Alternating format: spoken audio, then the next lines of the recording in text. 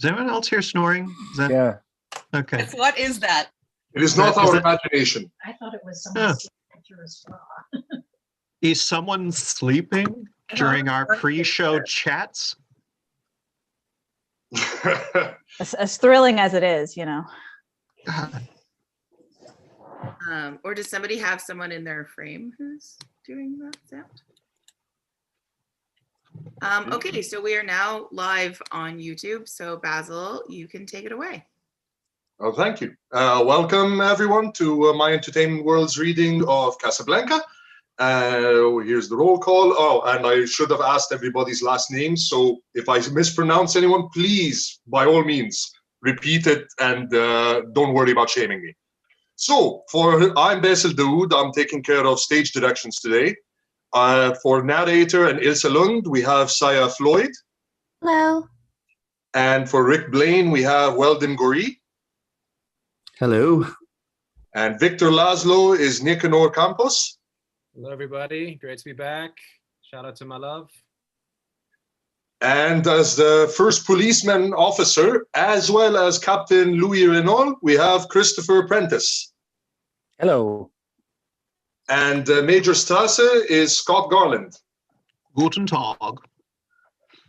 And playing Anina Brandel, second woman, Ferrari, waiter, head waiter, Emile, and German officer, it's Shaylin Bass McFall. Shaylin Bass McFall. Bass, yeah! Thank you. So Jan Brandel, English woman, Captain Tonelli, first woman, Sasha, officer, Gendarme, Corina, tourist and French officer, it's Hilary Wartinger. Hi. Civilian, Herr Heinz, Veriusman, German, cashier, customer, native, and Mrs. Leuchtag, it is Elizabeth Morris. Hello. Second policeman, conspirator, Yvonne, and Carl is Rachel Nisenkier. Hi. Hey. Englishman, Moore, Ugarte, Aide, Berger, Frenchman, croupier, and orderly is Fabiana Cabral. Hello. And finally, European, refugee, Sam, Abdul, Arab, and Mr. Leuchtag, it's Gabby Grice. Hello. You. All right, time to get started. I had not, oh, whoops. Give me a sec, folks. Thank you. There we go. I had not asked if we're reading out the foreword. Yes, I think so. Why not? So this was released in 1942 by Warner Brothers, and it's based on the play Everybody Goes to Rick's by Murray Burnett and Joan Allison. When production began, the script was only half completed. Near the end of production, the script was literally being written the night before. And in the final days of filming, the dialogue for some scenes was written while shooting was actually in progress and then rushed to the set. Dialogue for the final seconds of the film was even added well after production had been completed. It is therefore accurate to say that no complete production script for Casablanca exists. The script that follows is therefore a synthesis of extant versions of the shooting script, the continuity script, and a close analysis of the finished film. Meaning it's not our problem if something doesn't sound right. And beginning. Fade in. Insert. A revolving globe. When it stops revolving, it turns briefly into a contour map of Europe, then into a flat map. Superimposed over this map are scenes of refugees fleeing from all sections of Europe by foot, wagon, auto, and boat, and all converging upon one point on the tip of Africa, Casablanca. Arrows on the map illustrate the routes taken as the voice of a narrator describes the migration. With the coming of the Second World War, many eyes in imprisoned Europe turned hopefully or desperately towards the freedom of the Americas. Lisbon became the great embarkation point, but not everybody could get to Lisbon directly, and so a tortuous, roundabout refugee trail sprang up. Paris to Marseille, across the Mediterranean to Iran, then by train or auto or foot across the rim of Africa to Casablanca in French Morocco.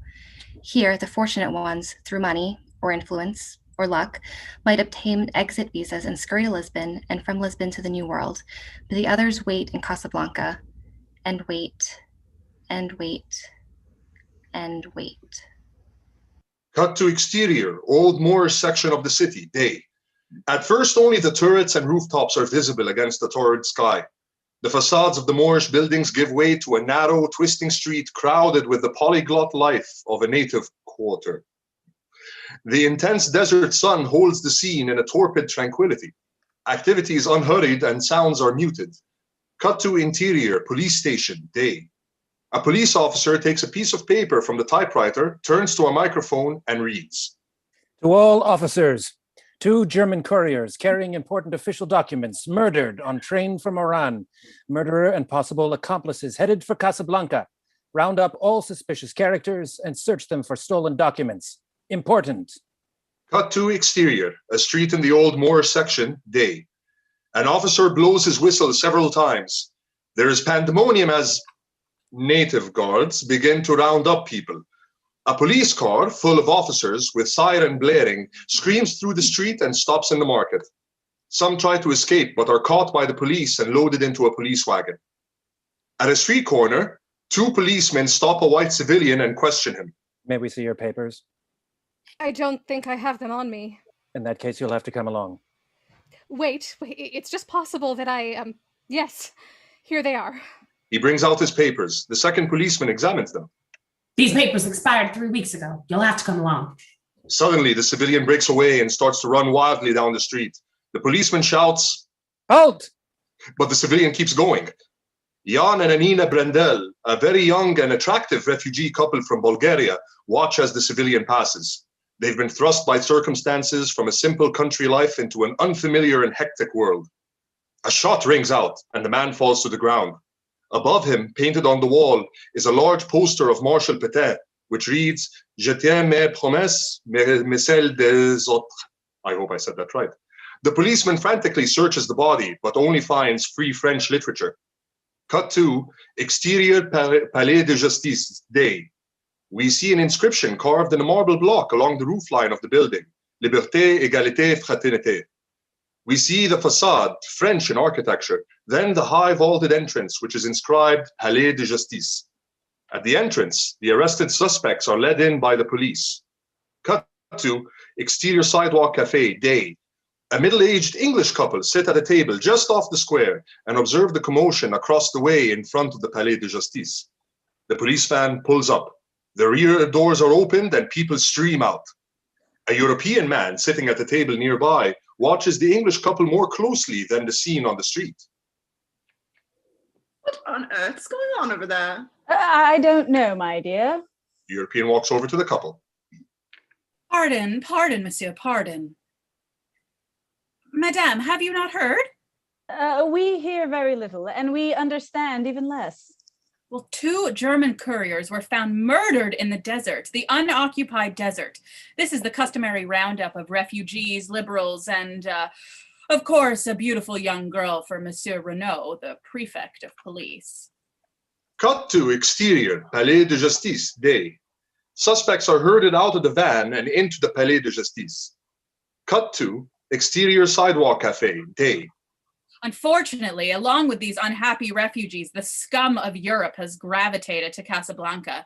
Some of them have been waiting years for a visa. He puts his left arm compassionately around the Englishman and reaches behind the man with his right hand.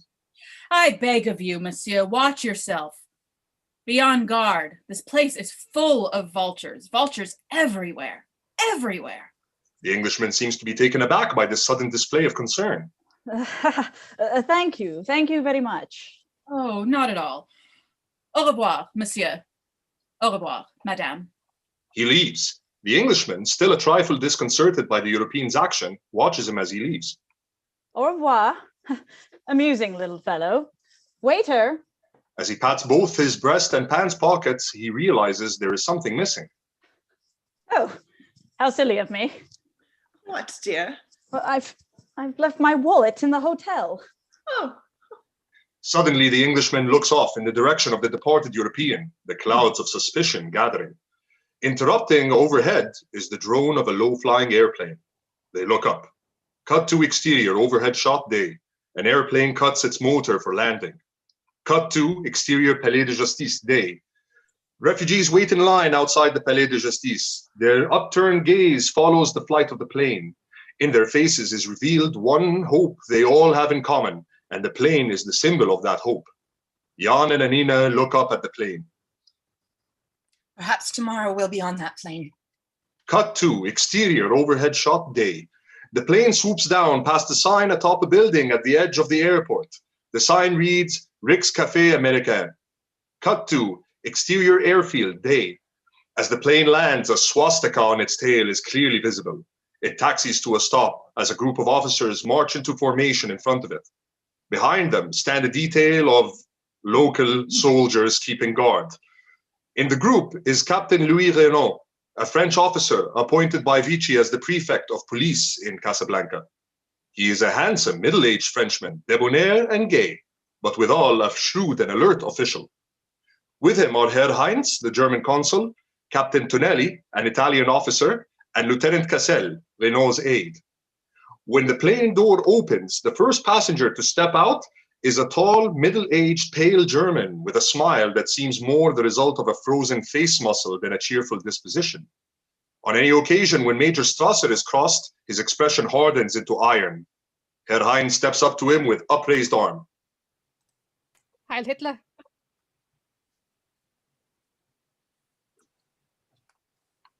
Major Strasser, you are muted.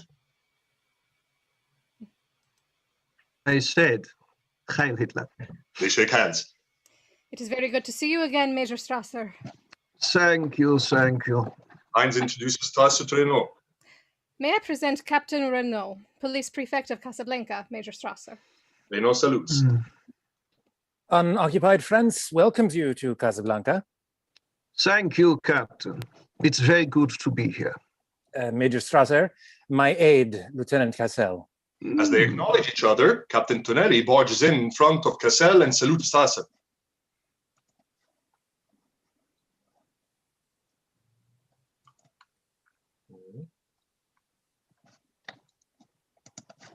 Sorry, guys, where are we? I'm trying to highlight all 10 of them. At Captain Tonelli's. Page 8. Well then, Captain Tonelli, the Italian service at your command, Major. That is very kind of you. But Tonelli gets no further than that as Strasser turns again to Renaud. They walk away from the plane, Heinz following, with Cassel and Tonelli bringing up the rear, engaged in a heated exchange of words. You may find the climate of Casablanca a trifle warm, Major. Oh, we Germans must get used to all the climates, from Russia to the Sahara. But perhaps you are not referring to the weather. What else, my dear Major? By the way, the murder of the couriers, what has been done? Realizing the importance of the case, my men are rounding up twice the usual number of suspects. We already know who the murderer is. Good.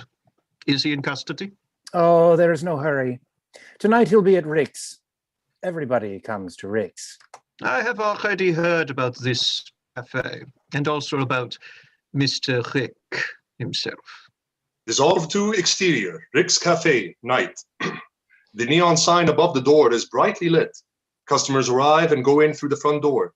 From inside, we hear sounds of music and laughter. The song is It Had to Be You.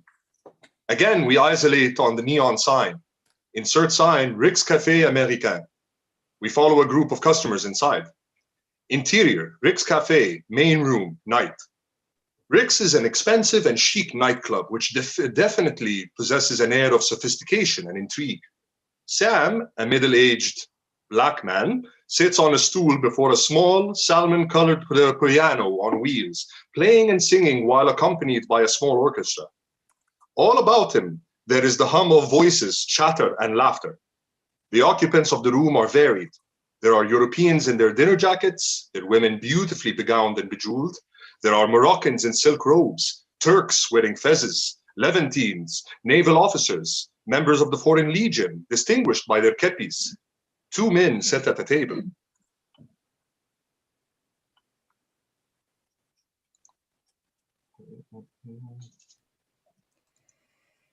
Waiting, waiting, waiting. I'll never get out of here. I'll die in Casablanca. His companion seems uninterested in his dilemma. Sympathy is evidently in short supply in Casablanca.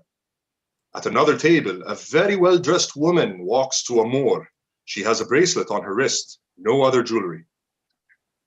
But can't you make it just a little more, please? I'm sorry, madame, but diamonds are a drug on the market. Everybody sells diamonds. There are diamonds everywhere. 2,400.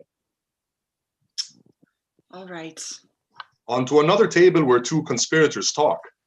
The trucks are waiting. The men are waiting. Everything is... He stops abruptly as two German officers walk by. A refugee and another man converse at another table. It's the fishing smack Santiago. It leaves at 1 tomorrow night, here from the end of La Medina. Third boat. Thank you. Oh, thank you. And remember, bring 15,000 francs in cash. Remember, in cash. On the way to the bar, we pass several tables and hear a babble of foreign tongues. Here and there, we catch a scattered phrase or sentence in English. Sasha, a friendly young Russian bartender, hands a drink to a customer with the Russian equivalent of bottoms up. The customer answers with cheerio. Karl, the waiter, is a fat, jovial German refugee with spectacles. He walks tray in hand to a private door over which Abdul, a large burly man, stands guard. Open up, Abdul. Yes, Herr Professor. Abdul opens the door and Karl goes into the gambling room. Interior, Rick's Cafe, gambling room night. There is much activity at the various tables. At one table, two women and a man play cards. They glance at another table. One of them calls to Karl. Waiter, Yes, madame. will you ask Rick if he'll have a drink with us? Madame, he never drinks with customers. Never. I have never seen him. Saloon keeper, so snobbish. Perhaps if you told him I ran the second largest banking house in Amsterdam. The second largest? That wouldn't impress Rick. The leading banker in Amsterdam is now the pastry chef in our kitchen. We have something to look forward to. And his father is the bellboy. Karl laughs. The overseer walks up to a table with a paper in his hand. Then we see a drink in a man's hand, but nothing more. The overseer places a check on the table. The hand picks up the check and writes on it in pencil, "Okay, Rick." The overseer takes the check. We now see Rick sitting at a table alone playing solitary chess. Rick is an American of indeterminate age. There is no expression on his face, complete deadpan. There is a commotion at the door as people attempt to come into the gambling room. He nods approval to Abdul. Then a German appears in the doorway. Abdul looks to Rick, who glances back toward the open door and nods no. Abdul starts to close the door on the man. I'm sorry, sir. This is a private room. Of all the nerve. Who do you think? I know there's gambling in there. There's no secret. You dare not keep me out of there. The man tries to push his way through the door as Rick walks up. Yeah? What's the trouble? This gentleman... I've been in every gambling room between Honolulu and Berlin, and if you think I'm going to be kept out of a saloon like this, you're very much mistaken. At this moment, Ugarte, a small, thin man with a nervous air, tries to squeeze through the doorway blocked by the German. If he were an American, Ugarte would look like a trout. He gets through and passes Rick. Excuse me, please. Oh, hello, Rick. Hello, Ugarte. Rick looks at the German calmly, takes the card out of his hand, and tears it up. Your cash is good at the bar. What? Do you know who I am? I do. You're lucky the bar's open to you. This is outrageous. I shall report it to the young grief. The German storms off, tossing the pieces of his card into the air behind him. Rick meets Ugarte on his way back to his table. Oh, you know, Rick, watching you just now with the Deutsches Bank, one would think you'd been doing this all of your life. Well, what makes you think I haven't? Oh, nothing. But when you first came to Casablanca, I thought... You thought what? What right do I have to think? Ugarte pulls out a chair at Rick's table. May I? Too bad about those two German couriers, wasn't it? They got a lucky break. Yesterday, they were just two German clerks. Today, they're the honored dead. You are a very cynical person, Rick, if you'll forgive me for saying so. Ugarte sits down. I forgive you. A waiter comes up to the table with a tray of drinks. He places one before Ugarte. Thank you.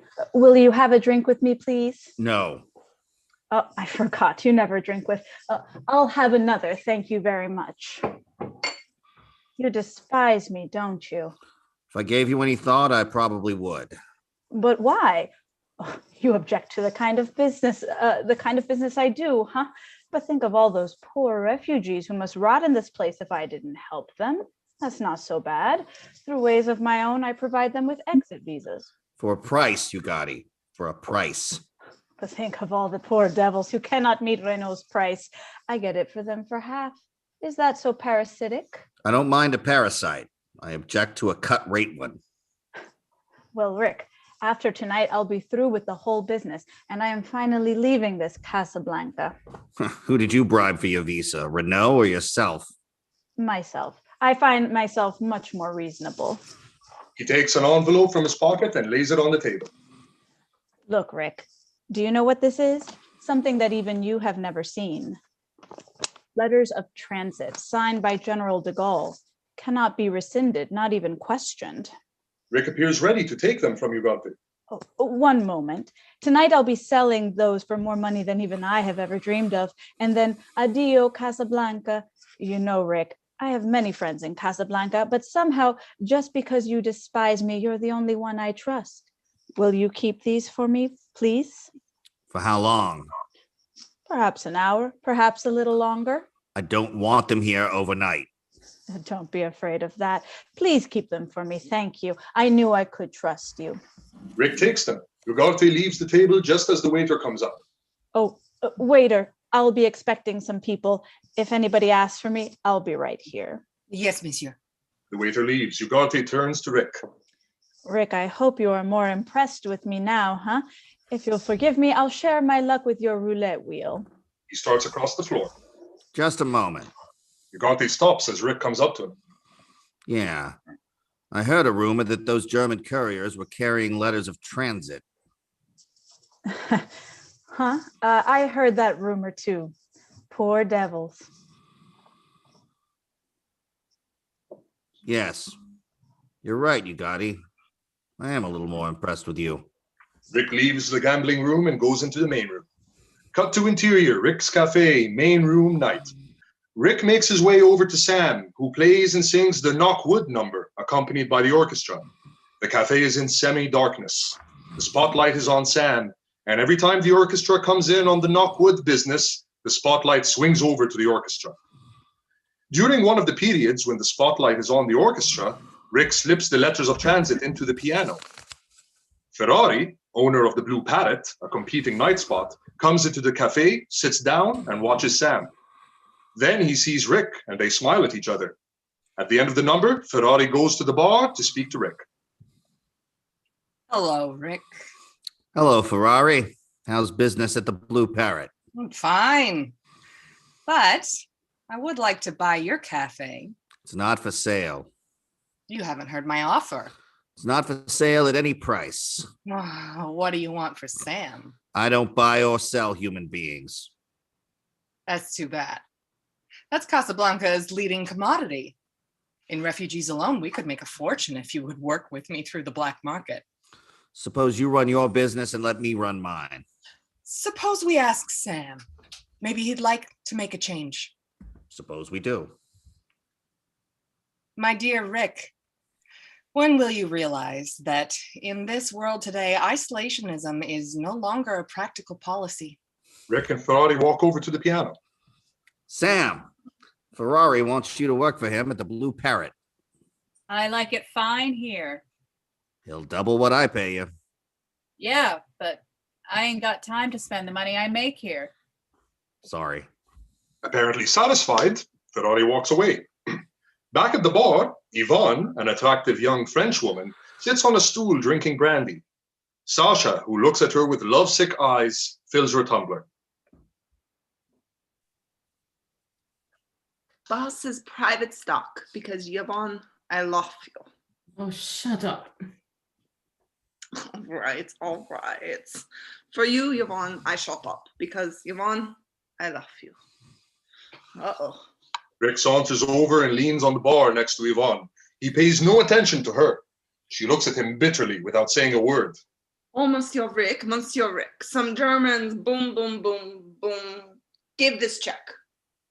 Is it all right? Rick looks the check over and tears it up. Yvonne has never taken her eyes off Rick. Where were you last night? That's so long ago, I don't remember. Will I see you tonight? I never make plans that far ahead. Yvonne turns, looks at Sasha, and extends her glass to him. Give me another. Sasha, she's had enough. Don't listen to him, Sasha. Fill it up. Yvonne, I love you, but he pays me.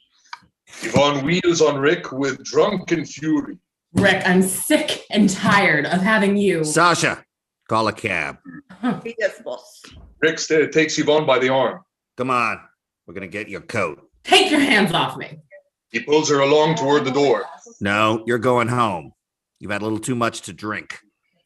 Cut to exterior Rick's Cafe, night. Sasha stands at the curb on the street in front of Rick's and signals for a cab. Taxi. Soon one pulls up. Rick and Yvonne come out of the cafe.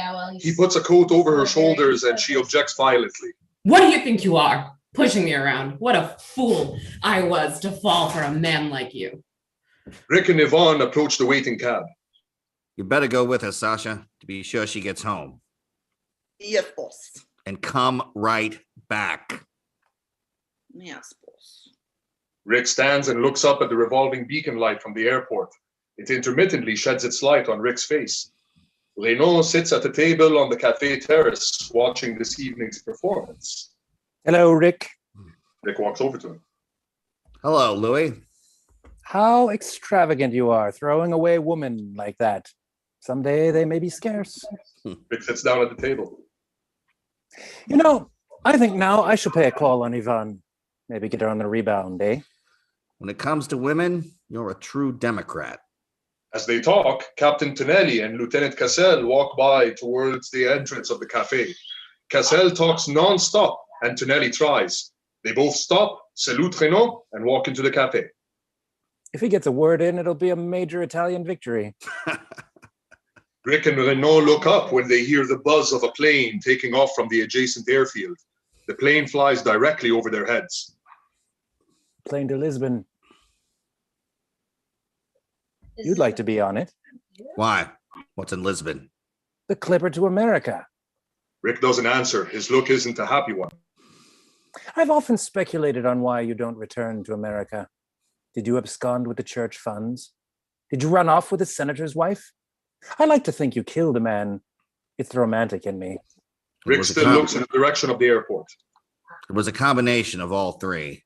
And what in heaven's name brought you to Casablanca? My health.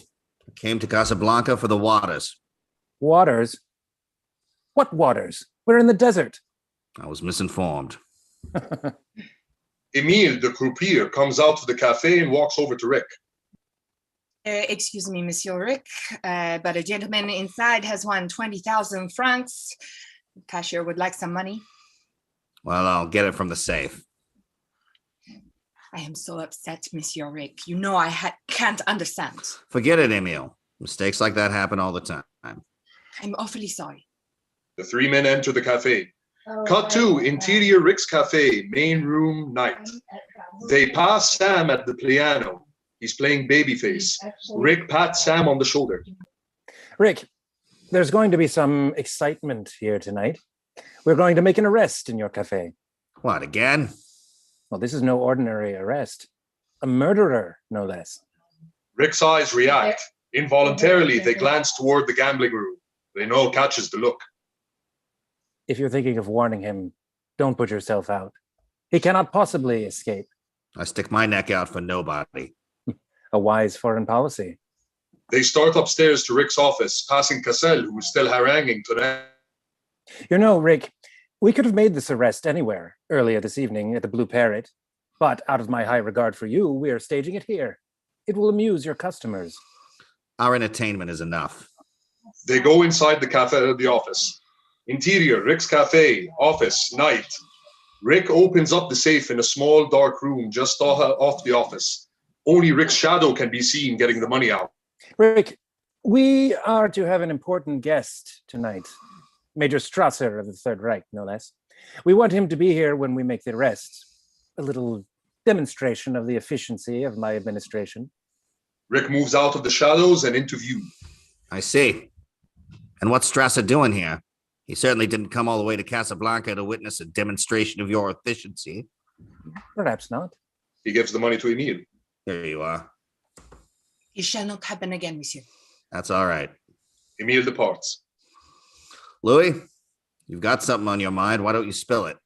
Rick closes the door to the office, then goes over to close the safe. How observant you are. As a matter of fact, I wanted to give you a word of advice. Yeah? Have a brandy? Thank you. Rick, there are many exit visas sold in this cafe, but we know that you have never sold one. That is the reason we permit you to remain open. I thought it was because we let you win at roulette. That is another reason. There is a man who's arrived in Casablanca on his way to America. He will offer a fortune to anyone who will furnish him with an exit visa. Yeah? What's his name? Victor Laszlo. Victor Laszlo. Rick, that is the first time I have ever seen you so impressed. Well, he succeeded in impressing half the world. It is my duty to see that he doesn't impress the other half. Rick, Laszlo must never reach America. He stays in Casablanca. It'll be interesting to see how he manages. Manages what? His escape. But I just told you. Stop it. He escaped from a concentration camp and the Nazis have been chasing him all over Europe. This is the end of the chase. 20,000 francs says it isn't. They sit down to discuss the matter in earnest. Is that a serious offer? I just paid out 20. I'd like to get it back. Make it 10. I'm only a poor, corrupt official. Okay. Done. No matter how clever he is, he still needs an exit visa. Or, I should say, 2. Quite 2. He's traveling with a lady. He'll take 1. I think not. I've seen the lady. And if he did not leave her in Marseille or in Oran, he certainly won't leave her in Casablanca. Maybe he's not quite as romantic as you are. Well, it doesn't matter. There is no exit visa for him.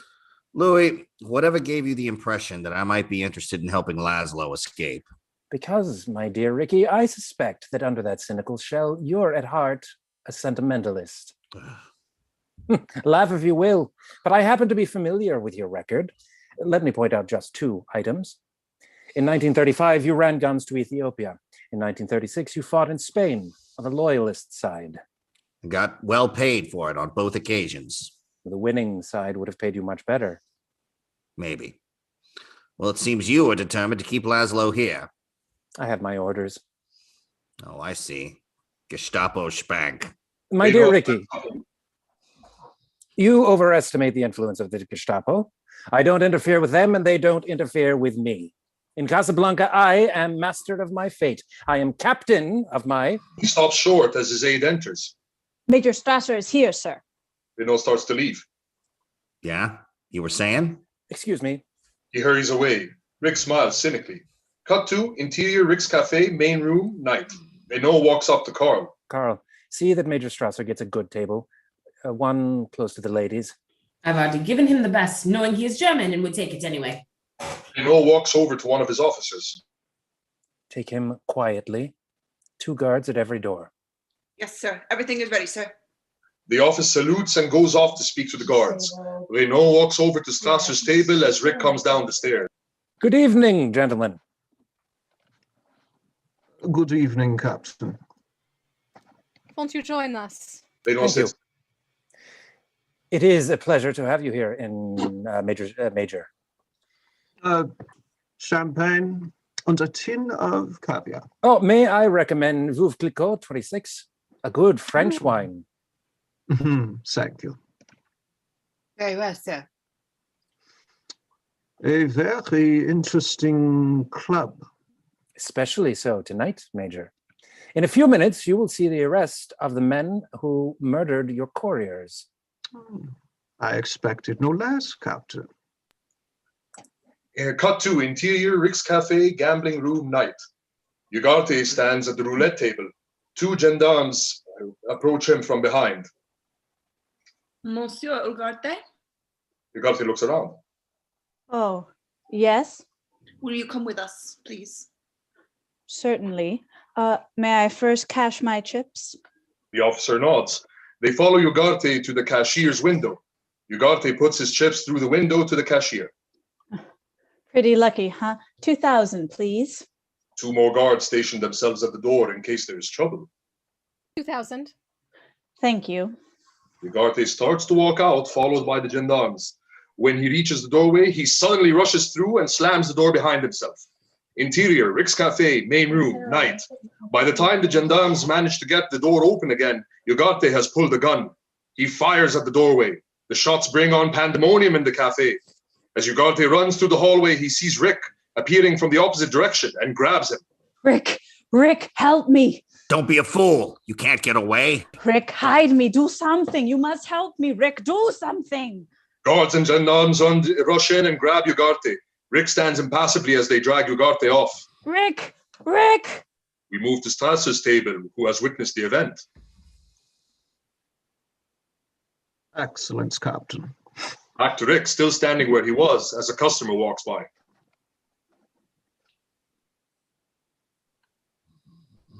When they come to get me, Rick, I hope you'll be more of a help. I stick my neck out for nobody. Rick comes out to the middle of the floor. An air of tense expectancy pervades the room. A few customers are on the point of leaving. Rick speaks in a very calm voice. I'm sorry there was a disturbance, folks, but it's all over now. Everything's all right. Just sit down and have a good time. Enjoy yourselves. All right, Sam. Sam nods and begins to play. Renaud, Strasser, and Heinz sit calmly at their table after witnessing the arrest. Rick walks by. Oh, Rick. Rick stops and comes over to the table. Rick, this is Major Heinrich Strasser of the Third Reich. How do you do, Mr. Rick? Oh, how do you do? And you already know Herr Heinz of the Third Reich. Please join us, Mr. Rick. We are very honored tonight, Rick. Major Strasser is one of the reasons the Third Reich enjoys the reputation it has today. You repeat Third Reich as though you expected there to be others? Well, personally, Major, I will take what comes. Do you mind if I ask you a few questions? Unofficially, of course. Make it official if you like. What is your nationality? I'm a drunkard. That makes Rick a citizen of the world. I was born in New York City, if that'll help you, Eddie. I understand you came here from Paris at the time of the occupation. There seems to be no secret about that. Are you one of those people who cannot imagine the Germans in their beloved Paris? It's not particularly my beloved Paris. Can you imagine us in London? When you get there, ask me. Diplomatist. How about New York? Well, there are certain sections of New York, Major, that I wouldn't advise you try to invade. Uh-huh. Who do you think will win the war? I haven't the slightest idea. Rick is completely neutral about everything. And that takes in the field of women, too. You weren't always so carefully neutral. We have a complete dossier on you. Strasser takes a little black book from his pocket and turns to a certain page. Richard Blaine, American, age 37, cannot return to his country. The reason is a little vague. We also know what you did in Paris, Mr. Blaine, and also we know why you left Paris. Rick reaches over and takes the book from Strasser's hand. Don't worry. We are not going to broadcast it. Are my eyes really brown? You will forgive the curiosity, Mr. Blaine. The point is, an enemy of the Reich has come to Casablanca, and we are checking up on anybody who can be of any help to us. My interest in whether Victor Laszlo stays or goes is purely a sporting one. In this case, you have no sympathy for the fox, then, huh? Not particularly. I understand the point of view of the hound, too. Victor Laszlo published the foulest lies in the Prague newspapers, until the very day we marched in. And even after that, he continued to print scandal sheets in a cellar. Of course, one must admit he has great courage. I admit he is very clever. 3 times he has slipped through our fingers. In Paris, he continued his activities. We intend not to let it happen again. You'll excuse me, gentlemen. Your business is politics. Mine is running a saloon. Good evening, Mr. Blaine. Rick walks away toward the gambling room. You see, Major, you have nothing to worry about, Rick. Perhaps. A couple comes in the front door. They are Victor Laszlo, the Czech resistance leader, and a very pretty young woman wearing a simple white gown, Miss Ilse Lund. She is so beautiful, in fact, that people turn to stare. The head waiter comes up to them. Yes, monsieur. I reserve the table. Victor Laszlo. Yes, monsieur. Right away. As the head waiter takes them to a table, they pass by the piano, and the woman looks at Sam. Sam, with a conscious effort, keeps his eyes on the keyboard as they go past. He appears to know this woman. After she has gone by, Sam steals a look in her direction. Berger, a slight middle-aged man, observes the couple from a distance. The head waiter seats Ilse. Laszlo takes the chair opposite and surveys the room. Strasser and Renault look up at them from their table. 2 Cointreau, please. Yes, monsieur. That's unknown of Bugarte's description. Victor, I feel somehow we shouldn't stay here. If we would walk out so soon, it would only call attention to us. Perhaps Ugarte is in some other part of the cafe. Berger walks up to their table. Excuse me, but you look like a couple who are on their way to America. Well? Berger takes a ring from his finger. You will find a market there for this ring. I am forced to sell it at great sacrifice. Thank you, but I hardly think... Then perhaps for the lady, the ring is quite unique. He holds it down for their view. Carefully lifting up the stone, he reveals, insert, a gold plate in the setting underneath, an impression of the Lorraine cross of General de Gaulle. Oh, yes. I'm very interested. Good. What is your name? Berger, Norwegian, and at your service, sir. Renault approaches the table from behind Laszlo. Ilse tries to warn him. Victor. Laszlo understands. I'll meet in a few minutes at the bar. I do not think we want to buy the ring, but thank you for showing it to us. Berger, taking the cue, sighs and puts the ring away. Such a bargain, but that is your decision? I'm sorry, it is. Berger gets up and leaves as Renault moves to the table. Monsieur Laszlo, is it not? Yes. I am Captain Renault, Prefect of Police. Yes. What is it you want? Merely to welcome you to Casablanca and wish you a pleasant stay. It is not often we have so distinguished a visitor. Thank you. I hope you'll forgive me, Captain, but the present French administration has not always been so cordial. Am I present, Miss Ilse Lund? I was informed you were the most beautiful woman to ever visit Casablanca. That was a gross understatement. You are very kind. Won't you join us? If you will permit me. Oh, Emile, please, a bottle of your best champagne and put it on my bill. Very well, sir. No, Captain, please. No, please, monsieur. It is a little game we play. They put it on my bill, I tear the bill up. It is very convenient. Ilse glances off in Sam's direction. Captain, the boy is playing the piano. Somewhere I have seen him. Sam? Yes. Well, he came from Paris with Rick. Rick? Who's he? Mademoiselle, you are in Rick's, and Rick is... Is what? Well, mademoiselle, he's the kind of man that, well, if I were a woman and I were not around, I should be in love with Rick. But what a fool I am talking to a beautiful woman about another man. Renault jumps to his feet as Strasser enters. Excuse me. Major, Mademoiselle Lund, Monsieur Laszlo. May I present Major Heinrich Strasser? How do you do? This is a pleasure I have long looked forward to. There is not the slightest recognition from either Ilse or Laszlo. Strasser waits to be asked to seat himself. I'm sure you'll excuse me if I am not gracious, but you see, Major Strasser, I'm a Czechoslovakian. You were a Czechoslovakian. Now you are a subject of the German Reich. I've never accepted that privilege, and I'm now on French soil. I should like to discuss some matters arising from your presence on French soil. Well, this is hardly the time or the place. Then we shall state another time and another place.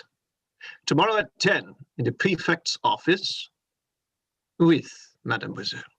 Captain Renault, I am under your authority. Is it your order that we come to your office? Let us say it is my request. That is a much more pleasant word. Very well. Mademoiselle? Mademoiselle. Renault and Strasser walk away. A very clever tactical retreat, Major. Strasser looks at Renault sharply, but sees only a non-committal smile on Renault's face. Laszlo remains standing at the table as Strasser and Renault leave. This time they really mean to stop me. Victor, I'm afraid for you. We have been in difficult places before, haven't we? Ilsa smiles back at him, but her eyes are still troubled. On the floor, Corina strums a guitar and begins her number. Meanwhile, Laszlo looks about with apparent casualness. He sees Strasser and Renault whispering together, then notices Berger at the bar. I must find out what Berger wants. Be careful. I will. Don't worry. He rises and goes off. We see Ilsa's troubled profile. While Corina sings, Sam gives a worried glance in Ilsa's direction. Ilsa watches him. At the bar, Berger sips a drink. Laszlo walks up and casually takes a place at the bar next to Berger. Mr. Berger, the ring. Could I see it again? Yes, monsieur.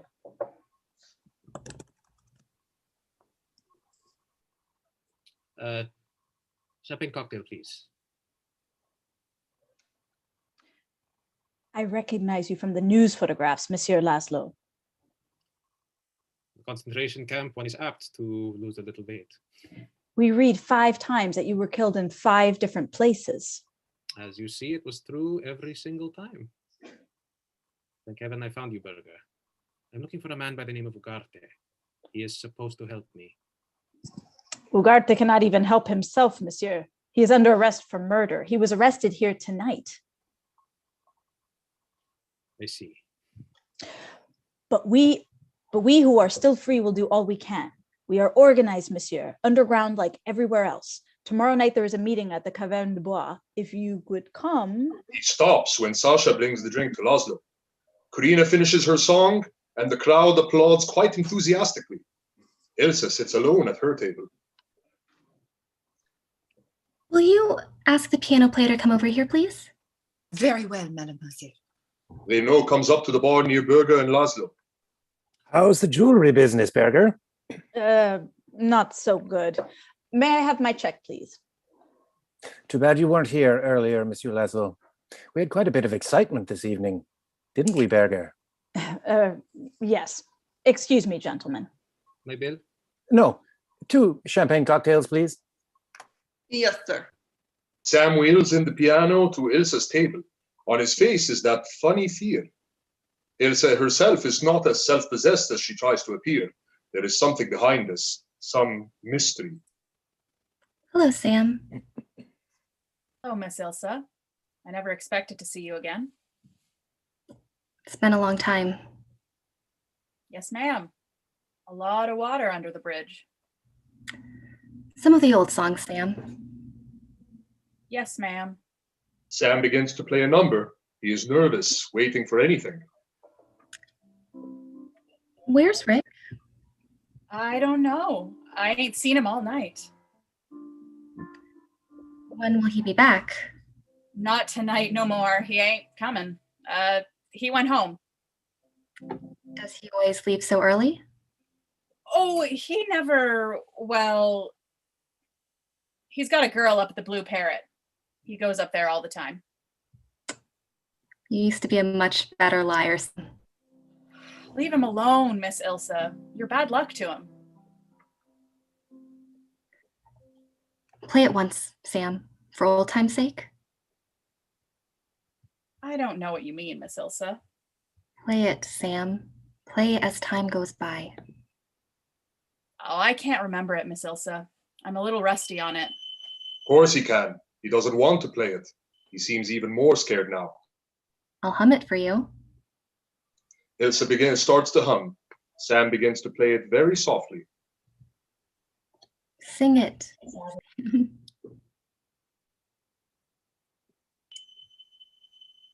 You must remember this.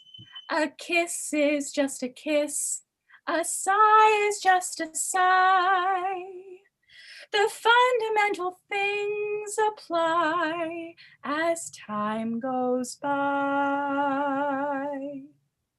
The door to the gambling room opens. Rick comes swinging out. He's heard the music and he's livid. And when two lovers woo, they both say, I love you. On that you can rely. He changed no matter what the future brings as time goes by. Rick walks briskly up to the piano.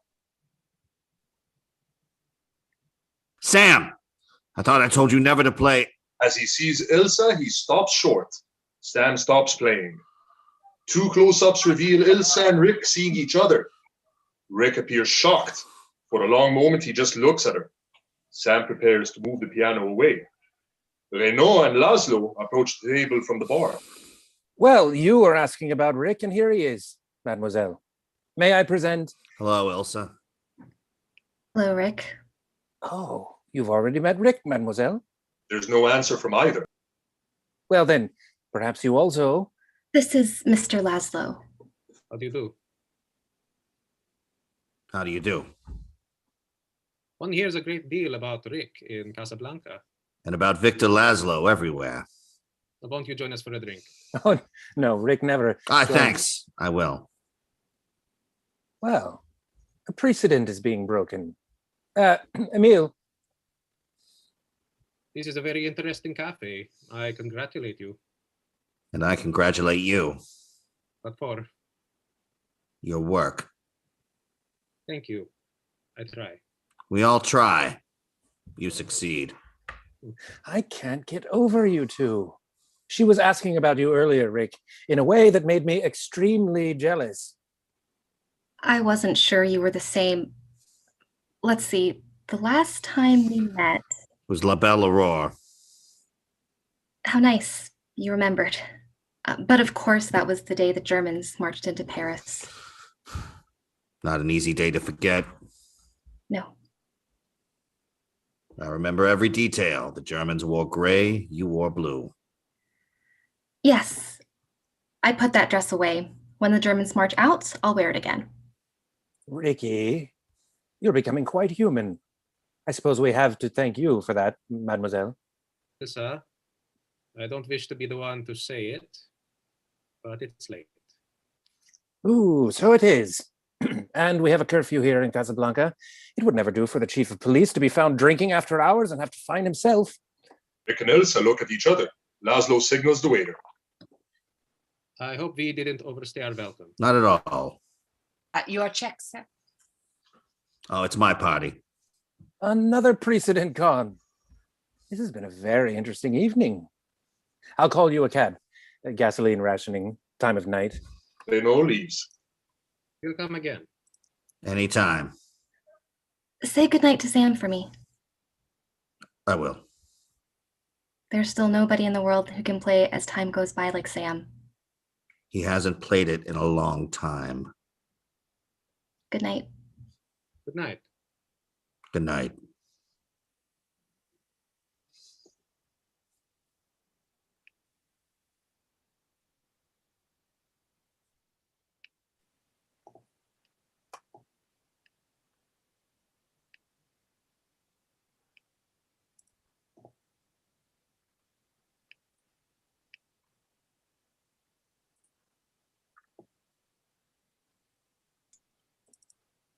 Rick and Laszlo nod goodnight to each other. Laszlo and Ilsa start to the door as Rick sits down again and stares off in their direction.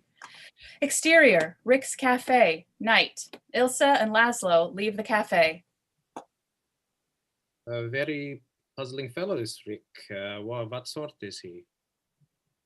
Oh, I really can't say, though I saw him quite often in Paris. They join Renault at the curb. Tomorrow at 10 at the prefect's office. He'll be there. Good night. Good night. Good night.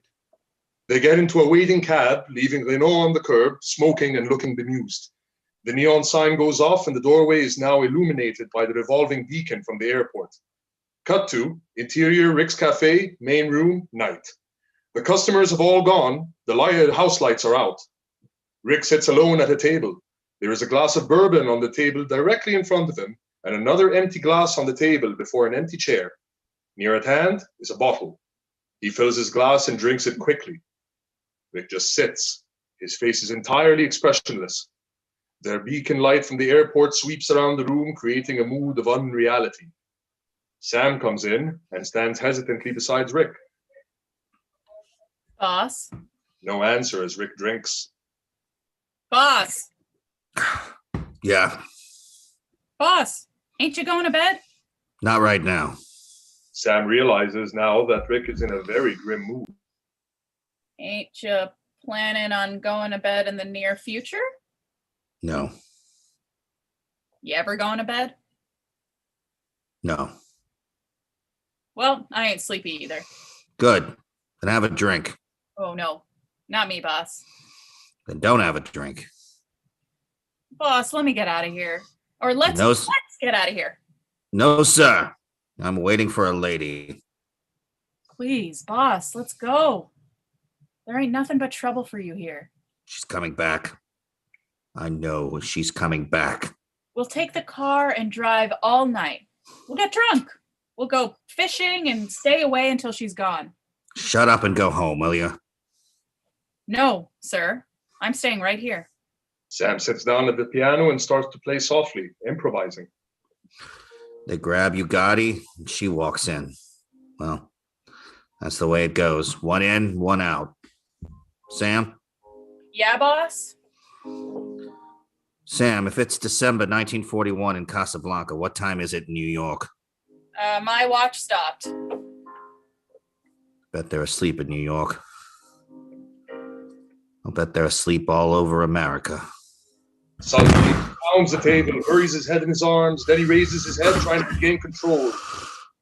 For all the gin joints, all the towns in all the world, she walks into mine.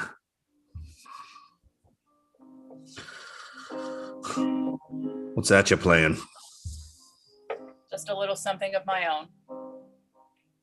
Well, stop it. You know what I want to hear. No, I don't.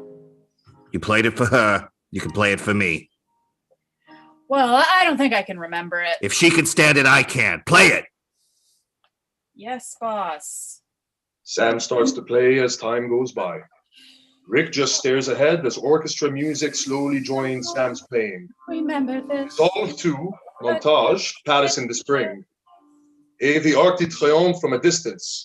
B, Rick drives a small open car slowly along the boulevard. He puts his arms around Ilsa. The background scenery changes to a country road as she snuggles close to him and puts her head on his shoulder. C, an excursion boat on the Seine. Rick and Ilsa stand at the rail of the boat. They seem to be transported by each other as Ilsa laughs.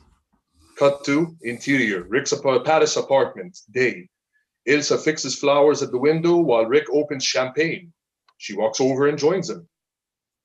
Who are you, really? What were you before?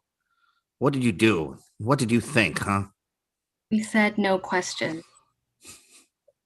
Here's looking at you, kid. They drink.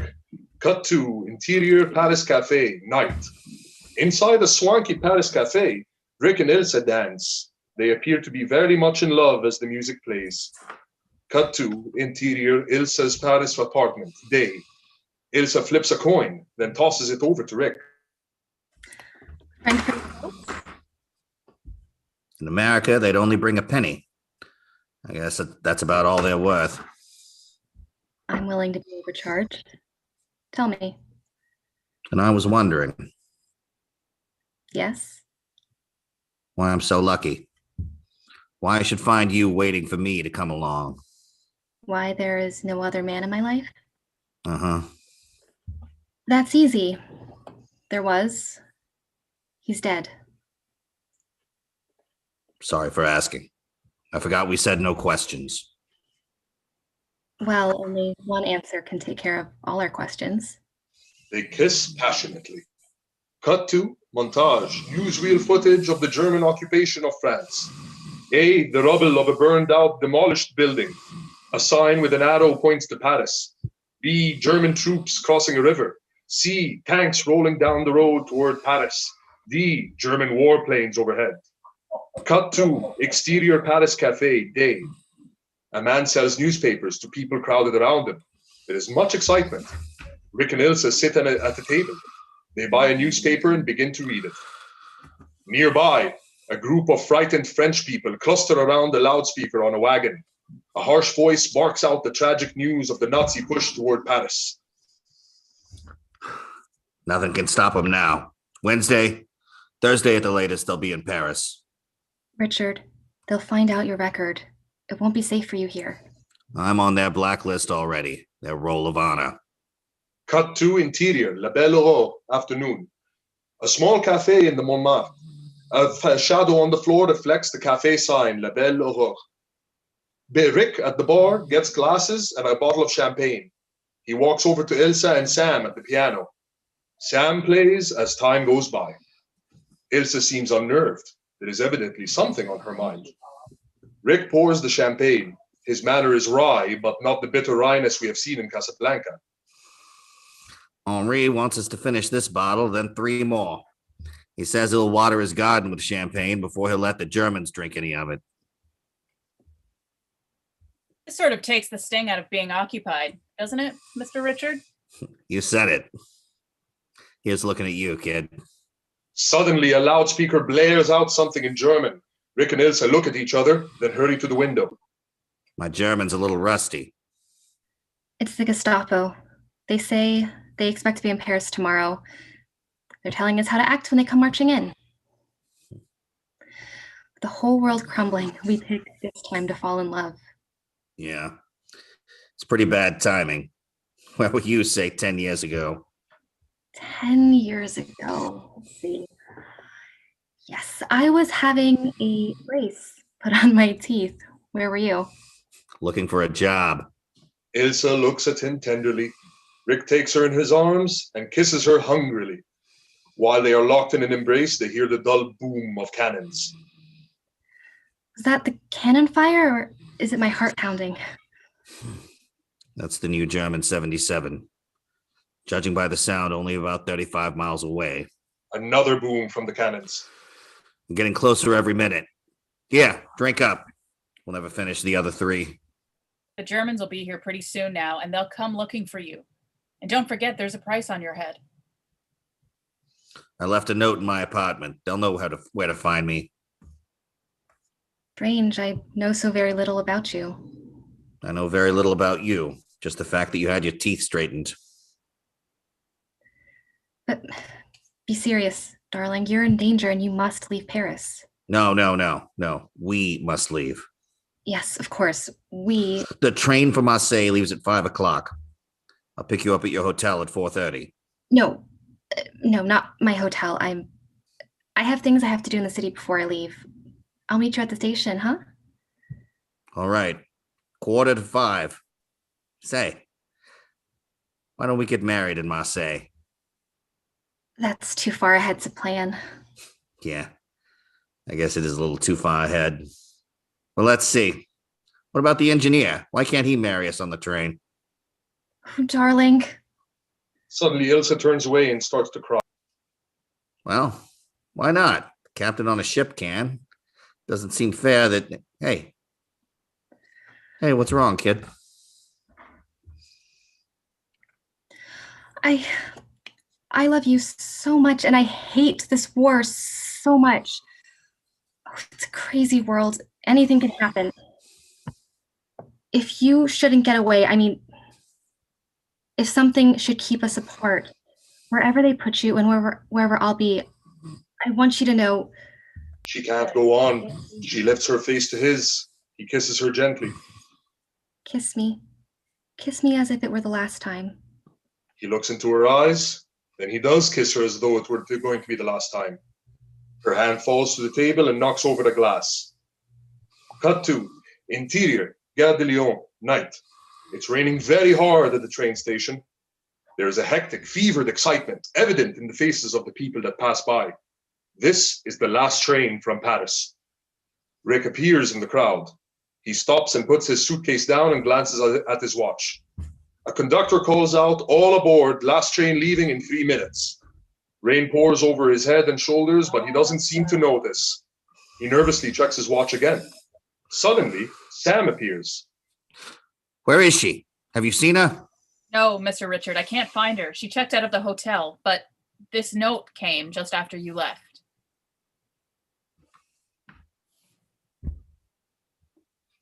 Oh, sorry. Sam pulls an envelope from his pocket. Rick grabs it, opens it, and stares down at the letter. Insert letter. Richard, I cannot go with you or ever see you again. You must not ask why. Just believe that I love you. Go, my darling, and God bless you. Ilsa. Raindrops pour down the letter, smudging the writing. Back to scene. A whistle blows. That's the last call, Mr. Richard. Do you hear me? Come on, Mr. Richard, let's get out of here. Come on, Mr. Richard, come on. Sam pulls a stunned, reluctant Rick to the train. The train starts to move just as he boards. From the steps, he looks off into the distance, then crumbles the letter and tosses it away as the steam from the engine clouds over him. Dissolved to interior, Rick's Cafe, main room, night. Close-up of a glass on the table in the cafe. Rick's hand reaches for it and knocks it over. We now see Rick's face and he's very drunk. Sam walks over to the table to pick up the glass and a fallen chair. Just then, the door opens and it's Ilsa. Rick stares at the doorway. Ilsa lingers a moment, then comes over to the table. Rick, I have to talk to you. Her manner is a little uncertain, a little tentative, but with a quiet determination beneath it. Oh, I saved my first drink to have with you. Here. No, Rick, not tonight. Especially tonight. She sits down in the chair before the empty glass. Her eyes are searching his face, but there is no expression on it except a cold and impassive one. Rick reaches for the bottle and pours himself another drink. Please. Why did you have to come to Casablanca? There are other places. I wouldn't have come if I'd known you were here. Believe me, Rick, it's true. I didn't know. It's funny about your voice, how it hasn't changed. I can still hear it. Richard, dear, I'll go with you any place. We'll never get on a train. We'll get on a train together and never stop. Please don't. Don't, Rick. I can understand how you feel. You understand how I feel. How long was it we had, honey? I didn't count the days. Well, I did. Every last one of them. Mostly I remember the last one. A wow finish. A guy standing on a station platform in the rain with a comical look on his face because his insides had been kicked out. Can I tell you a story, Rick? Has it got a wow finish? I don't know the finish yet. Well, go on, tell it. Maybe one will come to you as you go along. It's about a girl who had just come to Paris from her home in Oslo. At the house of some friend she met, a man about whom she heard her whole life, a very great and courageous man. He opened up for her a whole beautiful world full of knowledge and thoughts and ideals. Everything she knew or ever became was because of him. And she looked up to him and worshipped him with a feeling she supposed was love. Yeah, that's very pretty. I heard a story once. As a matter of fact, I heard a lot of stories in my time. They went along with the sound of a tinny piano playing in the parlor downstairs. Mister, I met a man once when I was a kid and it always began. Huh. I guess neither one of our stories was very funny. Tell me, who was it you left me for? Was it Laszlo, or were there others in between? Or aren't you the kind that tells? Ilsa gets up and leaves. Rick's head slumps over the table. Cut to Interior Renault's office, morning. A sign on the door reads, Captain Renault, Préfet de Police. Strasser sits while Renault attends to some paperwork. I strongly suspect that Ugart left the letters of transit with Mr. Blaine. I would suggest you search the cafe immediately and thoroughly. If Rick has the letters, he's much too smart to let you find them there. You give him credit for too much cleverness. My impression was that he's just another blundering American. But we mustn't underestimate American blundering. I was with them when they blundered into Berlin in 1918. As to Laszlo, we want him watched 24 hours a day. It may interest you to know that it was this very moment he is on his way here. Cut to Interior Prefecture lobby, morning. Laszlo and Ilsa make their way through the jam in the lobby of the prefecture. Jan and Anina talk to an officer. There's nothing we can do. Cut to Interior Renault's office, morning. Laszlo and Ilsa enter Renault's office. Renault bows to them both. I am delighted to see you both. Did you have a good night's rest? I slept very well. That's strange. Nobody is supposed to sleep well in Casablanca. Maybe proceed with the business. With pleasure. Won't you sit down? Thank you. Very well. Herr Laszlo, we will not mince words. You are an escaped prisoner of the Reich, so far as you have been fortunate enough in eluding us. You have reached Casablanca. It is my duty to see that you stay in Casablanca. Whether or not you succeed is, of course, problematical. Not at all. Captain Renault's signature is necessary on every exit visa. Captain, would you think it possible that Herr Laszlo will receive a visa? I'm afraid not. My regrets, monsieur. Well, perhaps I shall like it in Casablanca. And mademoiselle? You needn't be concerned about me. Is that all you wish to tell us? Don't be in such a hurry. You have all the time in the world. You may be in Casablanca indefinitely. Or you may leave for Lisbon tomorrow on one condition. And that is? You know the leaders of the underground movement in Paris, in Prague, in Brussels, in Amsterdam, in Oslo, in Belgrade, in Athens. Even in Berlin. Yes, even in Berlin. If you will furnish me with their names and their exact whereabouts, you will have your visa in the morning. And the honor of having served the Third Reich. I was in a German concentration camp for a year. That's honor enough for a lifetime. You will give us the names?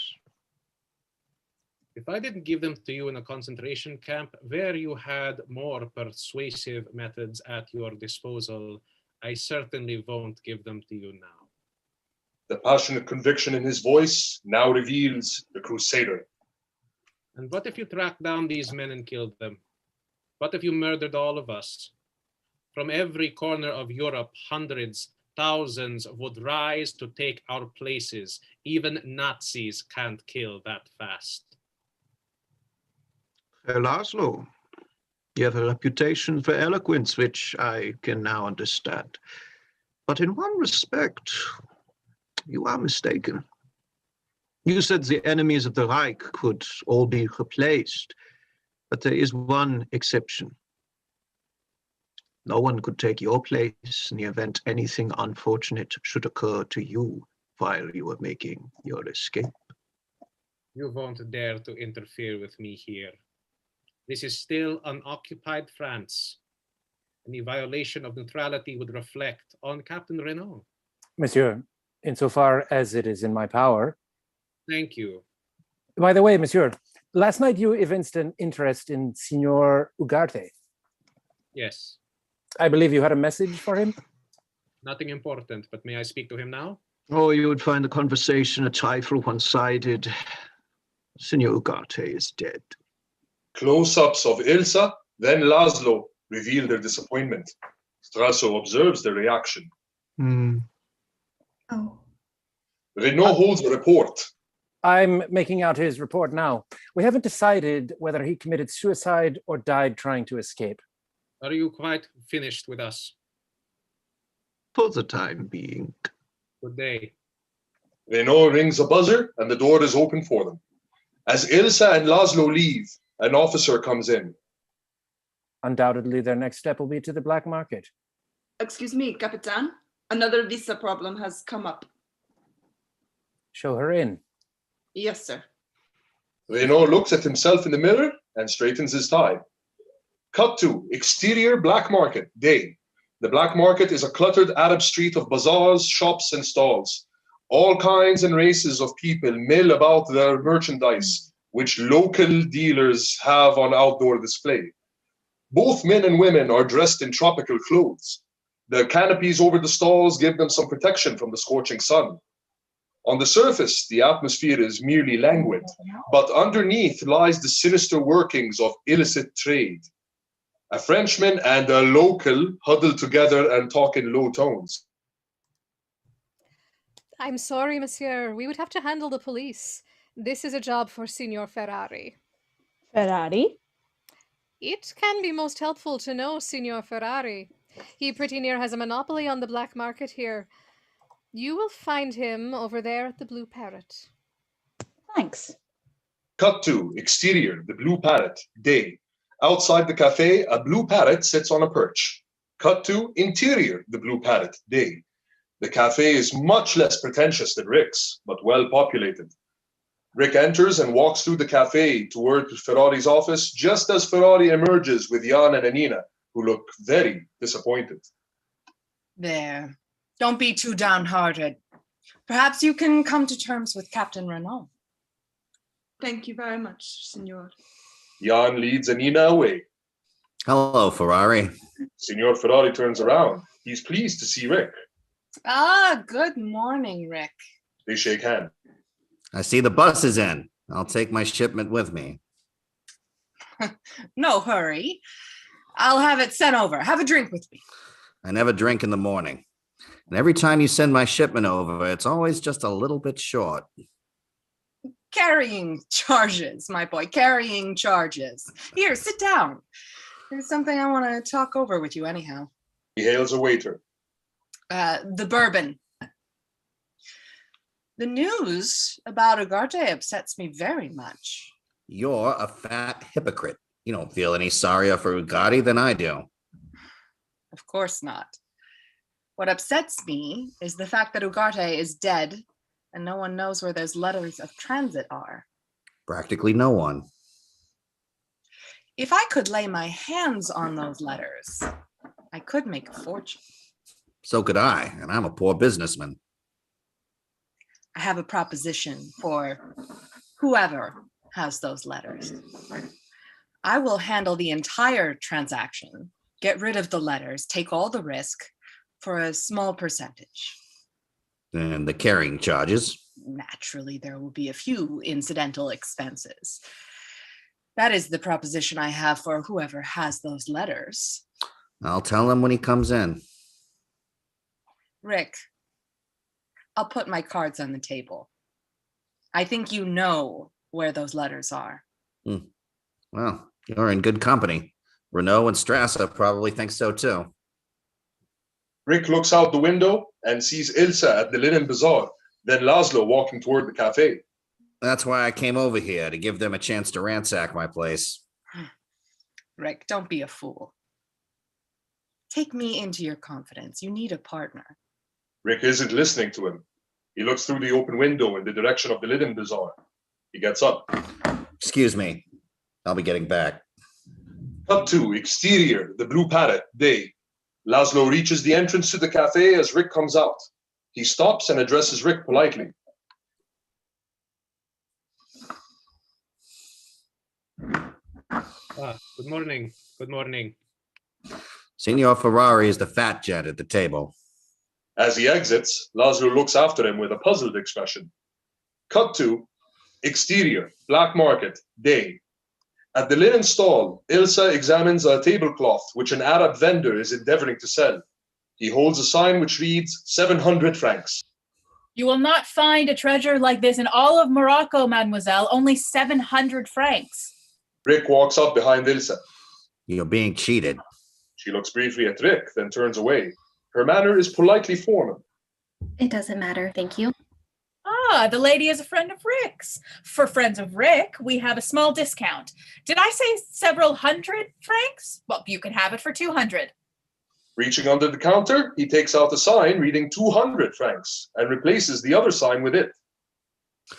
I'm sorry, I was in no condition to receive you when you called on me last night. Doesn't matter. Ah, for special friends of Rick's, we have a special discount. 100 francs. He replaces the second sign with a third, which reads 100 francs.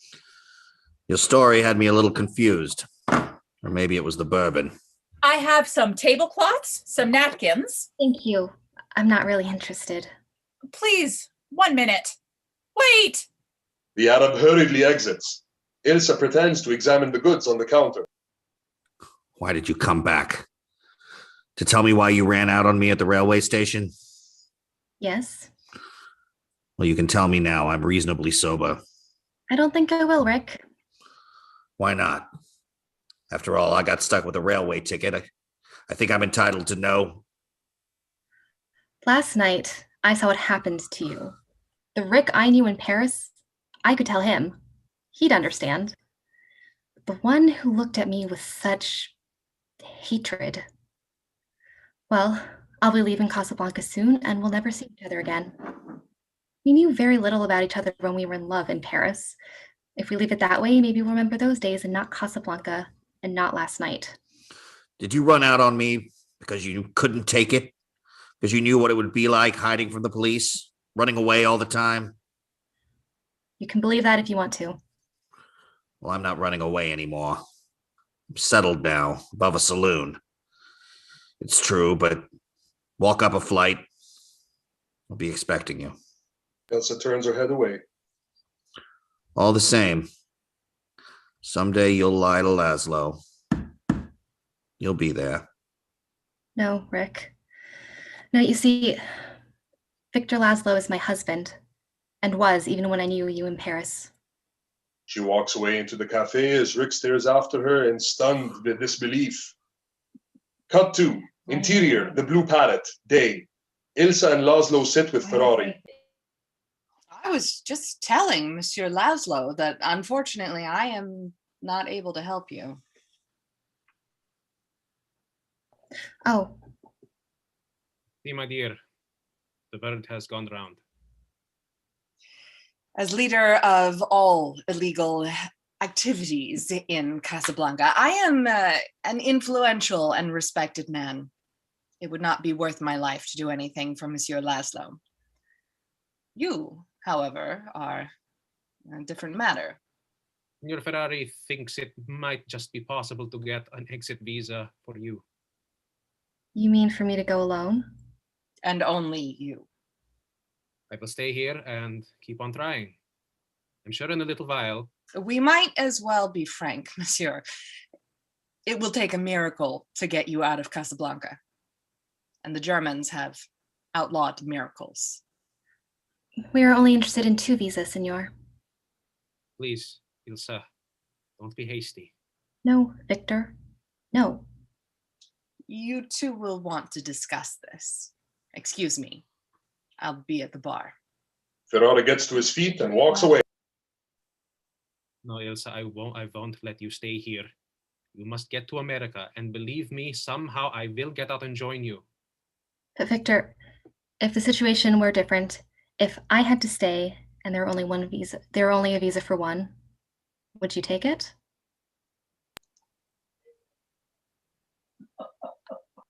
Yes, I would. Ilsa smiles faintly. She doesn't believe it for even a moment. I see.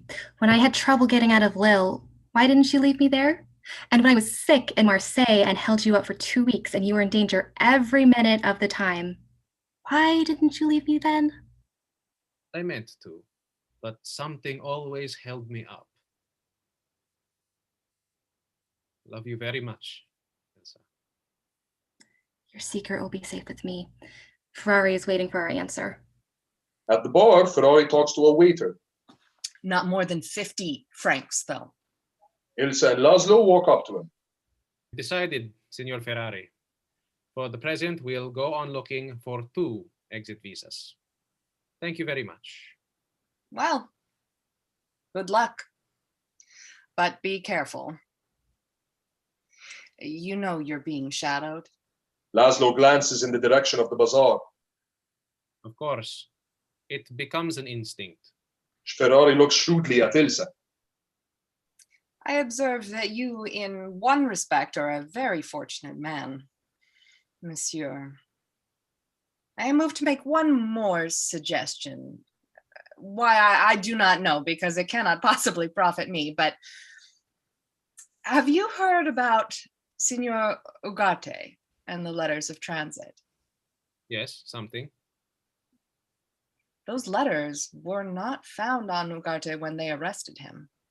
There is a moment's pause as this sinks in. Do you know where they are? Not for sure, monsieur, but I will venture to guess that Ugarte left those letters with Monsieur Rick. Ilsa's face darkens. Laszlo quietly observes. Rick? He is a difficult customer, that Rick. One never knows what he'll do or why, but it is worth a chance. Thank you very much. Good day. Goodbye. Thank you for your coffee, senor. I shall miss that when we leave Casablanca. Ferrari bows. It was gracious of you to share it with me. Good day, mademoiselle. Signor. Good day. As Ilsa and Laszlo leave the cafe, Ferrari nonchalantly swats a fly on the table. Cut to exterior, Rick's Cafe, night. Outside Rick's Cafe, the sign is lit up and music filters out into the air. Cut to interior, Rick's Cafe, main room, night. At the bar, the European has found another tourist. Here's to you, sir. Yes. Good luck. Yes. Yes. I better be going. My check, please. I have to warn you, sir. I beseech you. European picks his pocket. This is a dangerous place, full of vultures. Vultures everywhere. Thanks for everything. Goodbye, sir. It has been a pleasure to meet you. He dashes off and collides with Carl. Oh, I'm sorry. As the European hurries away, Carl checks all his pockets to make sure nothing is missing. Sam and Corina play a number, accompanied by the orchestra. Strasser and his crowd enter the cafe and pass Rick's table. Carl brings Rick a bottle and glass.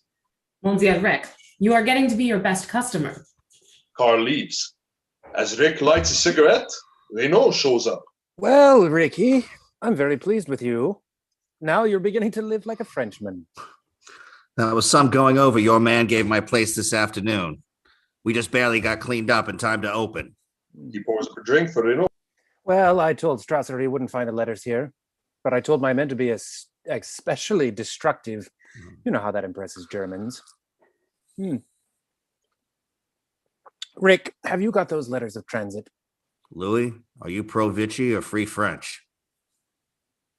Serves me right for asking a direct question. The subject is closed. Well, it looks like you're a little late. Huh? Rick gazes at Yvonne and a German officer approaching the bar. So Yvonne's gone over to the enemy. Who knows? In her own way, she may constitute an entire second front. I think it's time for me to flatter Major Strasser a little. I'll see you later, Rick. Renault gets up and strolls away. At the bar, Yvonne and the German officer place their orders. Sasha! French 75. Yvonne is somewhat drunk already. Put up a whole row, Sasha. Starting here and ending here. She indicates with her hand where she wants them. We will begin with 2. A French officer at the bar makes a remark to Yvonne. Say you are not French to go with a German like this. What are you butting in for? I am butting in. It's none of your business. No. 1 minute. In English. What did you say? Would you kindly repeat it? What I said is none of your business. I will make it my business. They begin to fight. Stop! I beg of you, stop! There are exclamations from people nearby. German officers at the nearby table rise, ready to join in. Rick walks up and separates the two men. I don't like disturbances in my place. Either lay off politics or get out. Dirty Bosch. Someday we'll all have our revenge. Renault, Strasse, and the other officers sit down again. You see, Captain, the situation is not as much under control as you would believe. My dear Major, we are trying to cooperate with your government, but we cannot regulate the feelings of our people. Captain Renault, are you entirely certain which side you're on? I have no conviction, if that's what you mean. I blow with the wind, and the prevailing wind happens to be from Vichy. And if it should change? Surely the Reich doesn't admit that possibility.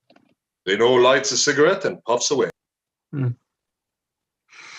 We are concerned about Moors in Casablanca. We know that every French province in Africa is honeycombed with traitors waiting for their chance, waiting, perhaps, for a leader. A leader? Like Laszlo? I have been thinking. It is too dangerous if we let him go. It may be too dangerous if we let him stay. I see what you mean. Karl, bottle in hand, approaches the table of a middle-aged German couple, the Leuchtags. I brought you the finest brandy. Only the employees drink it here. Thank you, Carl. For Mrs. Leichstadt. Thank you, Carl. For Mr. Leichstadt. Carl, sit down. Have a brandy with us. To celebrate our leaving for America tomorrow. Thank you very much. I thought you would ask me, so I brought the good brandy and a third glass. He produces a glass from the back pocket. At last the day has come. Frau Luchtag and I are speaking nothing but English now. So we should feel at home when we get to America. A very nice idea. To America. To America. To They click glasses and drink. Liebchen, sweetness, heart, what watch? 10 watch. Such much. You will get along beautifully in America, huh? Anina meets Renault in the hallway as she leaves the gambling room. How is Lady Luck treating you? Oh, too bad. You'll find him over there. Anina sees Rick and goes to his table. Mr. Rick, Yes? could I speak with you for just a moment, please? How did you get in here? You're underage. I came with Captain Renault. I should have known. My husband is with me too. He is? Well, Captain Renault's getting broad-minded. Sit down. Will you have a drink? No, of course not. You mind if I do? No. Rick pours himself a drink. Monsieur Rick, what kind of man is Captain Renault? Oh, he's just like any other man, only more so. No, I mean, is he trustworthy? Is his word... Now, just a minute. Who told you to ask me that? He did. Captain Renault did. I thought so. Where's your husband? At the roulette table, trying to win enough for our exit visa. Well, of course, he's losing. How long have you been married? 8 weeks. We came from Bulgaria. Oh, things are very bad there, monsieur. A devil has the people by the throat. So Jan and I, we do not want our children to grow up in such a country. So you decided to go to America. Yes, but we have not so much money, and traveling is so expensive and difficult. It was much more than we thought to get here, and then Captain Renault sees us, and he's so kind. He wants to help us. Yes, I'll bet. He tells me he can give us an exit visa, but we have no money.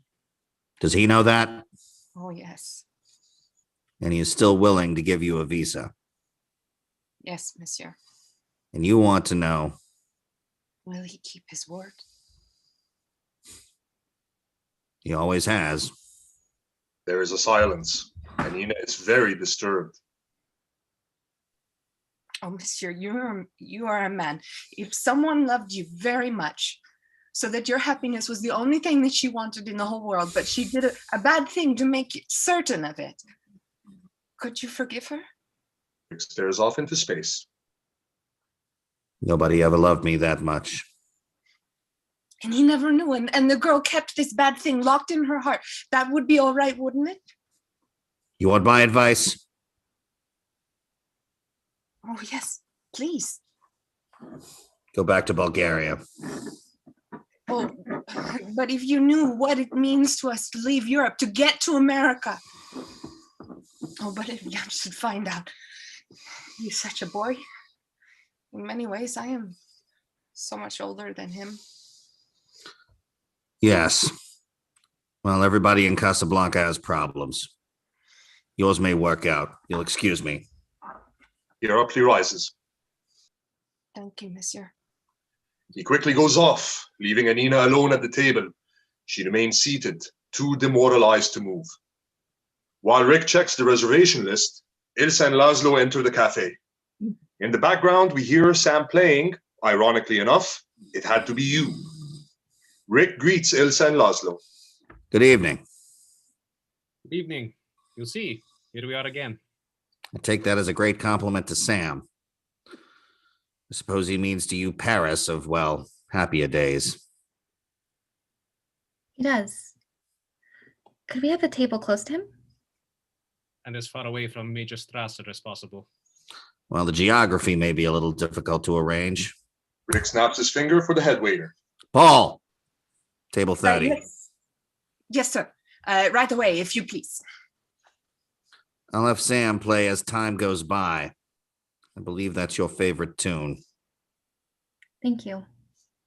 Rick walks over to Sam and whispers something to him. Sam stops what he's playing and begins As Time Goes By. He shakes his head as Rick leaves. A waiter appears at Ilsa and Laszlo's table. Two cognacs, please. Cut to interior, Rick's cafe, gambling room, night. Jan sits at the roulette table. He has only 3 chips left and seems bewildered. As Rick comes up, the croupier speaks to Sir Jan. Allez, allez, allez, mesdames et messieurs, le parti continue, le parti continue. Do you wish to place another bet, sir? No, Have you Rick stands behind Jan. Have you tried 22 tonight? I said 22. Jan looks at Rick, then at the chips in his hand. He pauses, then puts the chips on 22. Rick and the croupier exchange looks. The croupier understands what Rick wants him to do. He spins the wheel. Carl follows the proceedings, fascinated. The wheel stops spinning. Vendeur noir, vendeur noir. A winner! Renaud at the nearby table takes notice of what is happening. Yeah. The croupier pushes a pile of chips onto 22 and Jan reaches for it. Leave it there. Jan hesitates, then withdraws his hands. Carl continues to watch. The wheel spins. Nobody speaks while it spins. It stops. Vendeur noir. Another winner. The croupier shoves a pile of chips toward Jan. Cash it in and don't come back. Jan rises to go to the cashier. A customer complains to Carl.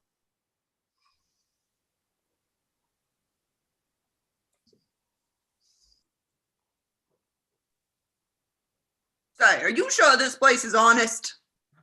Honest? As honest as the day is long. Meanwhile, Rick has walked over to the croupier. How we doing tonight? Well, a couple of thousand less than I thought there would be. Rick smiles slightly and goes toward the door. And Nina runs up to him and hugs him. Monsieur Rick, He's just a lucky guy. Monsieur Rick, may I get you a cup of coffee? No thanks, Carl. Monsieur Rick. Renaud, seeing that Jan has won, gets up from his table to follow Rick. Jan and Nina stop him on the way. Captain Renaud, may I? No, not here, please. Come to my office in the morning. We'll do everything businesslike. We'll be there at 6. I'll be there at 10.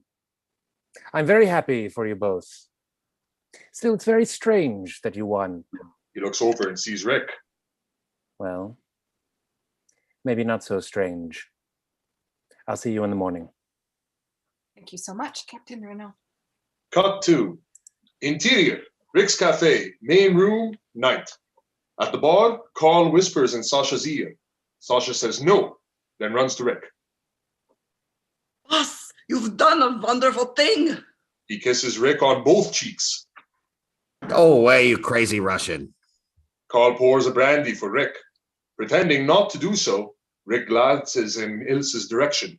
Renaud comes up to him. As I suspected, you're a rank sentimentalist. Yeah? Why? Why do you interfere with my little romances? Put it down as a gesture to love. Well, I forgive you this time, but I'll be in tomorrow night with a breathtaking blonde, and it will make me very happy if she loses. Aha. He smiles and walks away. Laszlo comes up to Rick. Monsieur Blaine. Monsieur Blaine, I wonder if I could talk to you. Go ahead. Isn't there some other place? It's rather confidential, what I have to say. My office. Right. Dissolve 2, interior Rick's Cafe, office, night. Rick and Laszlo sit and discuss Laszlo's dilemma. You must know it's very important I get out of Casablanca. It's my privilege to be one of the leaders of a great movement. You know what I have been doing. You know what it means to the work, to the lives of thousands and thousands of people that I be free to reach America and continue my work. I'm not interested in politics. The problems of the world are not in my department. I'm a saloon keeper. My friends in the underground tell me that you have quite a record. You ran guns to Ethiopia. You fought against the fascists in Spain. What of it? Isn't it strange that you always happened to be fighting on the side of the underdog? Yes. I found that a very expensive hobby, too. But then I never was much of a businessman. Rick gets up, as does Laszlo. Are you enough of a businessman to appreciate an offer of 100,000 francs? I appreciate it, but I don't accept it. I'll raise it to 200,000. My friend, you could make it 1,000,000 francs or 3. My answer would still be the same. There must be some reason why you won't let me have them. There is. I suggest that you ask your wife. I beg your pardon? I said ask your wife. My wife. Yes. Rick and Laszlo hear male voices singing downstairs. Cut 2. Interior Rick's Cafe, main room, night. A group of German officers stand around the piano singing Da Wacht am Rhein. Cut 2. Interior Rick's Cafe, balcony, night. Rick stands at the balcony outside his office and watches the Germans below. Cut 2. Interior Rick's Cafe, main room, night. At the bar, Renaud watches with raised eyebrow. Cut 2. Interior Rick's Cafe, balcony, night. Laszlo's lips are very tight as he listens to the song. He starts down the step. Cut 2. Interior Rick's Cafe, main room, night. Laszlo passes the table where Ilse sits and goes straight to the orchestra. Yvonne, sitting at the table with her German officer, stares down into her drink. Laszlo speaks to the orchestra. Play the Marseillaise. Play it. Members of the orchestra glance toward the steps, toward Rick, who nods to them. Laszlo and Corina sing as they start to play. Strasser conducts the German singing in an attempt to drown out the competition. People in the cafe begin to sing the Marseillaise. After a while, Strasser and his officers give up and sit down. The Marseillaise continues, however. Yvonne jumps up and sings with tears in her eyes. Ilsa, overcome with emotion, looks proudly at Laszlo, who sings with passion. Finally, the whole cafe stands, singing. Their faces aglow. The song finishes on a high, triumphant note. Yvonne's face is exalted. She deliberately faces the alcove where the Germans are watching. She shouts at the top of her lungs, Vive la France! Vive la démocratie! Vive la France! Vive la France! Vive la démocratie! People clap and cheer. Strasser is very angry. He strides across the floor toward Renaud, who is standing at the bar. You see what I mean? If Laszlo's presence in a cafe can inspire this unfortunate demonstration, what more will his presence in Casablanca bring on? I advise that this place be shut up at once. But everybody's having such a good time. Yes, much too good a time. The place is to be closed. But I have no excuse to close it. Fine one! Several French officers surround Laszlo, offering him a drink. Renaud thinks a moment, then blows a loud blast on his whistle. The room goes quiet. All eyes turn toward Renaud. Everybody is to leave immediately. This cafe is closed until further notice. Clear the room at once. An angry murmur starts among the crowd. People get up and begin to leave. Rick comes quickly up to Renaud. How can you close me up? On what grounds? I am shocked.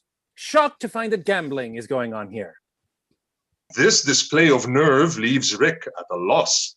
The croupier comes out of the gambling room and up to Renaud. He hands him a roll of bills. You're winning, sir. Oh, yes. Thank you very much. He turns to the crowd again. Everybody out at once. As the cafe empties, Strasser approaches Ilsa. His manner is abrupt, but cordial. Mademoiselle, after this disturbance, it is not safe for Laszlo to stay in Casablanca. This morning you implied it was not safe for him to leave Casablanca. That is also true, except for one destination, to return to occupied France. Occupied France. Huh? Under a safe conduct from me. What value is that? You may recall what German guarantees have been worth in the past. There are only two other alternatives for him. What are they? It is possible the French authorities will find a reason to put him in the concentration camp here. And the other alternative? My dear mademoiselle, perhaps you have already observed that in Casablanca, human life is cheap. Good night, mademoiselle. She looks at him, understanding what he means. He bows and exits as Laszlo arrives at the table. They start out of the cafe. What happened with Rick? We'll discuss it later. Cut to interior hotel hallway, night. Ilsa and Laszlo walk to their room. Cut to interior hotel room, night. Laszlo switches on the light as they enter. While Ilsa takes off some jewelry, he walks to the window and peers out into the darkness. Below and across the street, a man stands under an arch. Laszlo watches him, then draws down the shade. Our faithful friend is still there. Victor, please, don't go to the underground meeting tonight. I must. Besides, it isn't often that a man has a chance to display heroics before his wife. He crosses to a table, takes a cigarette from a box, and strikes a match. Don't joke. After Major Strausser's warning tonight, I'm frightened. To tell you the truth, I am frightened too. Shall I remain here in our hotel room hiding, or shall I carry on the best I can? He lights the cigarette. Whatever I'd say, you'd carry on. Victor, why don't you tell me about Rick? What did you find out? Apparently he has the letters, Yes? but no intention of selling them. One would think if sentiment wouldn't persuade him, money would. Ilsa is now noticeably uncomfortable. Did he give any reason? He suggested I ask you. Ask me. Yes, he said, ask your wife. I don't know why he said that. Laszlo turns off the light. Ilsa walks over to the couch and sits down. Well, our friend outside will think we've retired by now. I'll be going in a few minutes. He sits down on the couch next to her. A silence falls between them. It grows strained. Finally, Ilsa, Yes. when I was in the concentration camp, were you lonely in Paris? Ilsa still cannot look at him. Yes, Victor, I was. I know how it is to be lonely. Is there anything you wish to tell me? No, Victor, there isn't. I love you very much, my dear. Ilsa finally turns to look at Laszlo. Yes, I know. Victor, whatever I do, will you believe that I love you too? You don't even have to say it. I believe. Good night, my dear. He bends down and kisses her cheek. Good night. She watches him go. Victor. She gets up and follows him to the door. He opens it. In the slit of light from the hall, we see Ilsa's face, now strained and worried. She hesitates for a moment, then... Be careful. Of course. Be careful. He kisses her on the cheek and goes out the door. She stands there for a few seconds, then crosses to look out of the window. The figure in the archway is gone. She sees Victor walking down the street and closes the blind again. Ilsa gets a cloak from the bedroom and leaves the hotel room. Cut to interior Rick's Cafe, main room, night. Rick and Carl sit by the bar and look over ledgers. Carl is busy figuring. He looks up at Rick.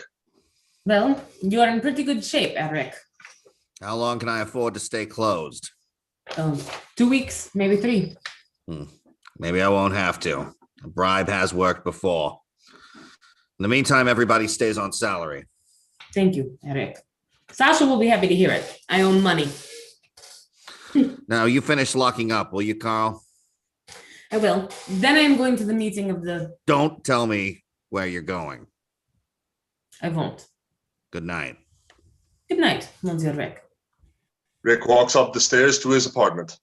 Cut to interior Rick's Cafe, apartment, night. Rick opens the door and goes inside the dark room. Light from the hall reveals a figure by the window. He lights a small lamp. Ilsa faces him, her face white but determined. Rick pauses for a moment in astonishment. How did you get in? Stairs from the street. Ilsa comes over to meet him. I told you this morning you'd come around. This is a little ahead of schedule. Well, won't you sit down? Richard, I had to see you. Use Richard again. We're back in Paris. Please. Your unexpected visit isn't connected by any chance with the letters of transit. It seems that as long as I have those letters, I'll never be lonely. You can ask any price you want, but you must give me those letters. I went through all that with your husband. It's no deal. I know how you feel about me, but I'm asking you to put your feelings aside for something more important. Do I have to hear again what a great man your husband is? What an important cause he's fighting for? It was your cause too. In your own way, you were fighting for the same thing. I'm not fighting for anything anymore except myself. I'm the only cause I'm interested in. He walks over to the window and Ilsa follows. Richard, we loved each other once. If those days meant anything to you... I wouldn't bring up Paris if I were you. It's poor salesmanship. Please listen to me. If you knew what really happened, if you only knew the truth. I wouldn't believe you no matter what you told me. You'd say anything now to get what you want. Rick walks over to a table and opens a cigarette box, but finds it empty. feel sorry for yourself, don't you? With so much at stake, all you can think of is your own feelings.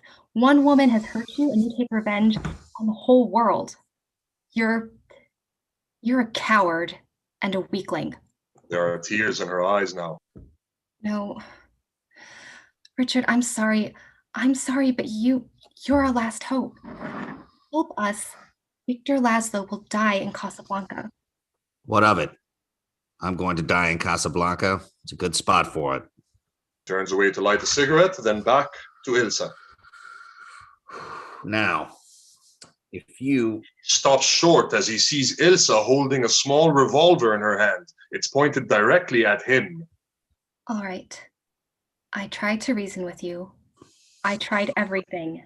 Now I want those letters. Get them for me. I don't have to. Got them right here. Put them on the table. No. For the last time, put them on the table. If Laszlo and the cause mean so much to you, you won't stop at anything. All right. I'll make it easier for you. He moves closer to her. Go ahead and shoot. You'll be doing me a favor. Her hand drops down, and there are tears in her eyes again. She turns and walks away from him. Richard, I tried to stay away. I thought I would never see you again, that you were out of my life. Rick follows her and takes her in his arms. He presses her tight to him. The day you left, if you knew what I went through, if you knew how much I loved you, how much I still love you. Rick kisses her passionately. She is lost in his embrace. Dissolve 2. Interior, Rick's cafe, apartment, later. From his window, Rick watches the revolving beacon light at the airport. Ilsa sits on the couch. On a table before her rests a bottle of champagne, along with 2 half-filled glasses. Rick walks over to her. And then? It wasn't long after we were married that Victor went back to Czechoslovakia. They needed him in Prague, but they're the Gestapo were waiting for him. Just a 2-line item in a paper. Victor Laszlo apprehended. Sent to concentration camp. I was frantic. For months, I tried to get word. Then it came. He was dead, shot trying to escape. I was lonely. I had nothing. Not even hope. Then I met you. Why weren't you honest with me? Why did you keep your marriage a secret? He sits down with Ilsa. It wasn't my secret, Richard. Victor wanted it that way. Not even our closest friends knew about our marriage. That was his way of protecting me. I knew so much about his work, and if the Gestapo found out I was his wife, it would be dangerous for me and those working with me. When did you first find out he was alive? Just before you and I were to leave Paris together. A friend came and told me Victor was alive. They were hiding him in a freight train on the outskirts of Paris. He was sick and he needed me. I wanted to, but I didn't care. I knew you wouldn't have left Paris and the Gestapo would have caught you. So well, you know the rest. Huh. It's still a story without an ending. What about now? Now? I don't know. I know that I'll never have the strength to leave you again. And Laszlo? Oh, you'll help him now, Richard, won't you? You'll see he gets out. Then he'll have his work, all that he's been living for. All except one. He won't have you. Ilsa puts her head on Rick's shoulder. I can't fight it anymore. I ran away from you once. I can't do it again. I don't know what's right any longer. You'll have to think for both of us. For all of us. All right, I will. He's looking at you, kid. I wish I didn't love you so much. She snuggles closer to Rick. Cut 2. Exterior, Rick's cafe, night. Laszlo and Carl make their way through the darkness toward the side entrance of Rick's. They run inside the entryway. The headlights of a speeding police car sweep toward them. They flatten themselves against the wall to avoid detection. The lights move past them. I think we lost them. Yes. I'm afraid they caught some of the others. Come inside. Come. Cut to interior, Rick's Cafe, main room, night. Laszlo and Carl enter and cross toward the bar, out of breath from their exertion. Come inside. I will help you. Come in here. Thank you. Carl goes behind the bar. I will give you some water. Cut to interior, exterior, Rick's Cafe, apartment, night. Rick and Ilsa hear voices below. Rick crosses to the door. He opens it just enough to see below and turns off the light. Ilsa stands just in back of him. She makes a move as if to go out to the balcony, but Rick pushes her back. She withdraws behind the door. Rick walks out to the balcony railing. Interior, balcony, main room, night. Rick sees Carl attending to Laszlo, who appears to be injured. Carl, what happened? Both Carl and Laszlo look up. The police break up our meeting, Henrik. We escaped in the last moment. Come up here a minute. Carl looks up wonderingly, then starts toward the stairway.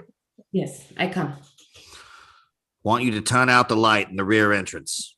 Might attract the police. But Sasha always put out that light. Tonight he forgot. Yes, I come. I will do. Carl climbs the stairs. Cut to interior, Rick's Cafe, apartment, night. Carl enters Rick's apartment and sees Ilsa. He looks at Rick and says nothing.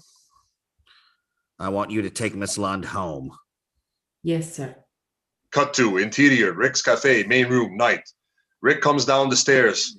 Laszlo wraps one of the small bar towels around his cut wrist. Rick looks questioningly at the injured hand. It's nothing. Just a little cut. We had to get through a window. Rick walks through the bar, picks up a bottle, and pours a drink.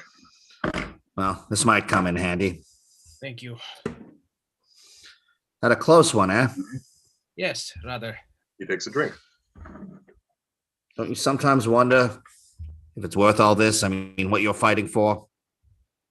We might as well question why we breed.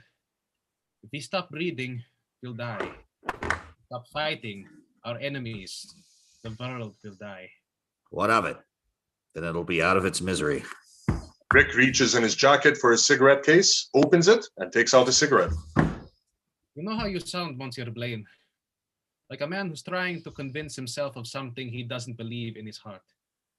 Each of us has a destiny, for good or for evil.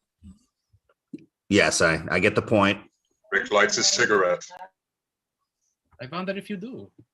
I wonder if you know that you're trying to escape from yourself and that you'll never succeed. You seem to know all about my destiny. I know a good deal more than you suspect.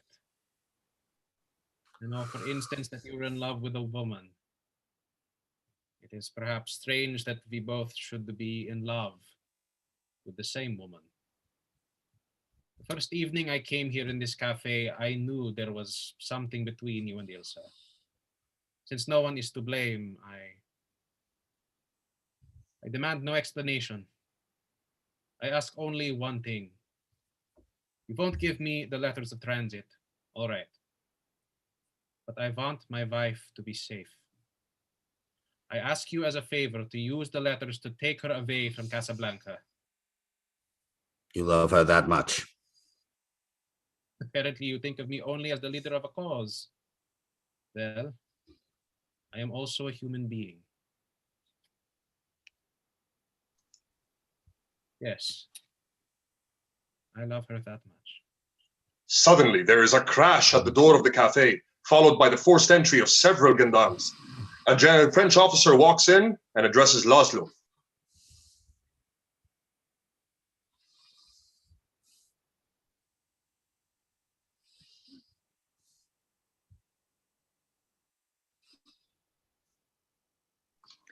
Mr. Laszlo, Yes?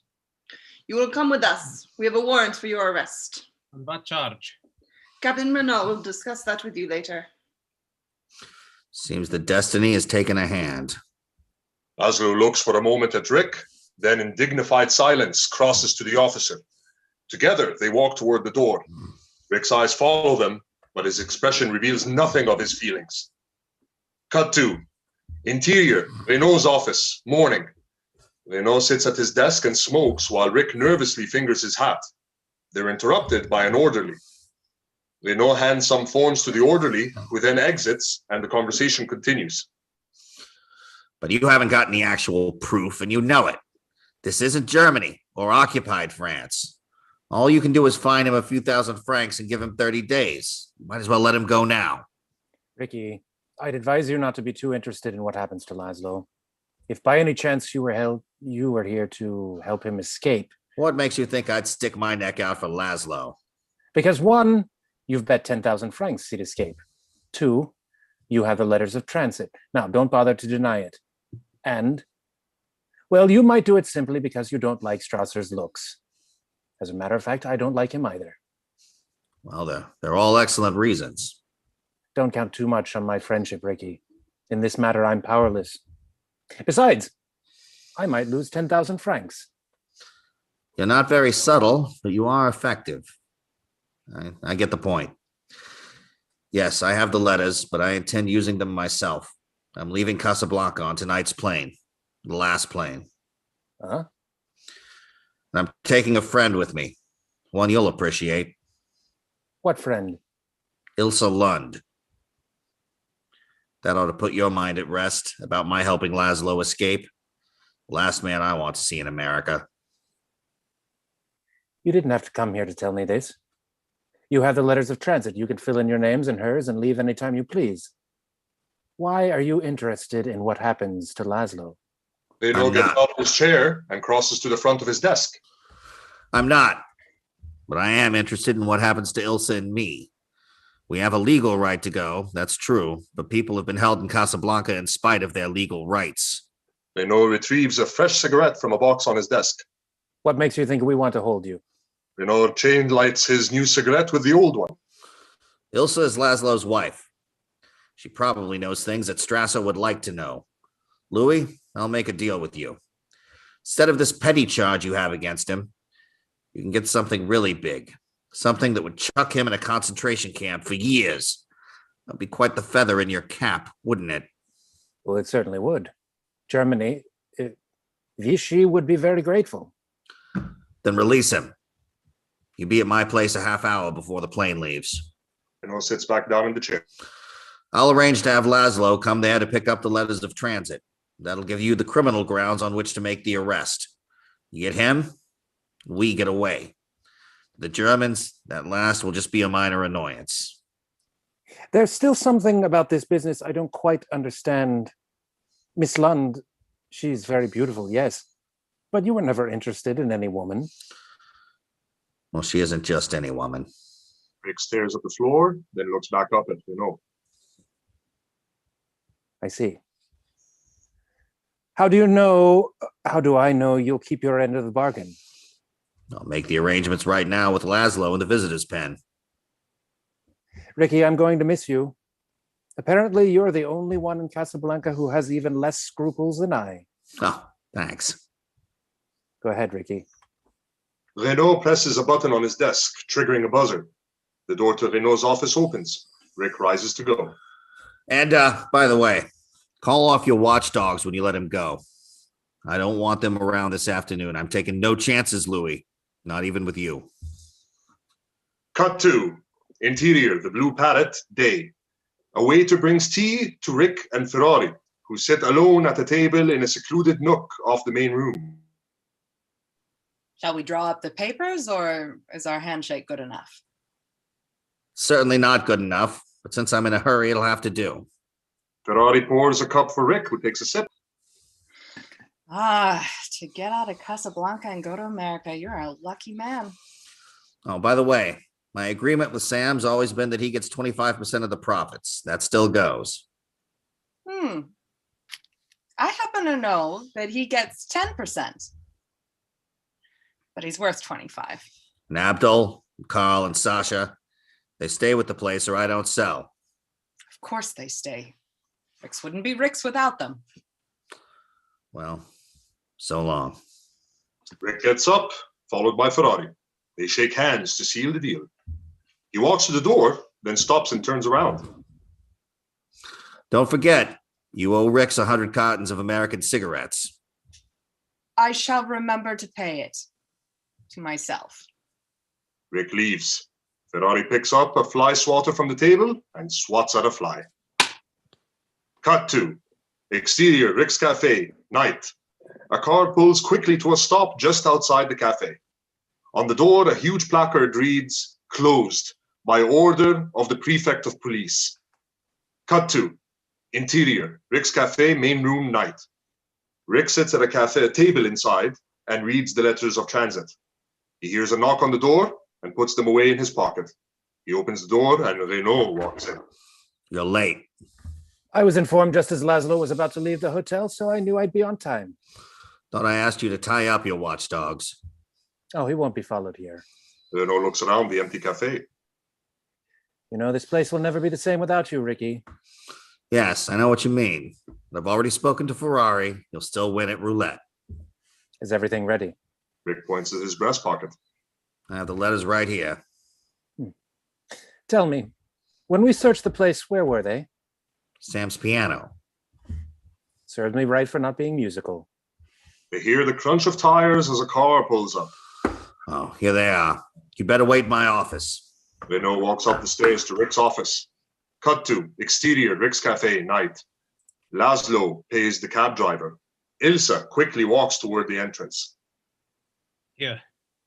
Cut to interior Rick's Cafe, main room, night. Rick opens the door. Ilsa rushes in. Her intensity reveals the strain she is under. Rick grabs her by both arms and pulls her close. Richard, Victor thinks I'm leaving with him. Haven't you told him? No, not yet. But it's all right, isn't it? You were able to arrange everything? Everything is quite all right. Oh, Rick. We'll tell him at the airport. The less time to think, the easier for all of us.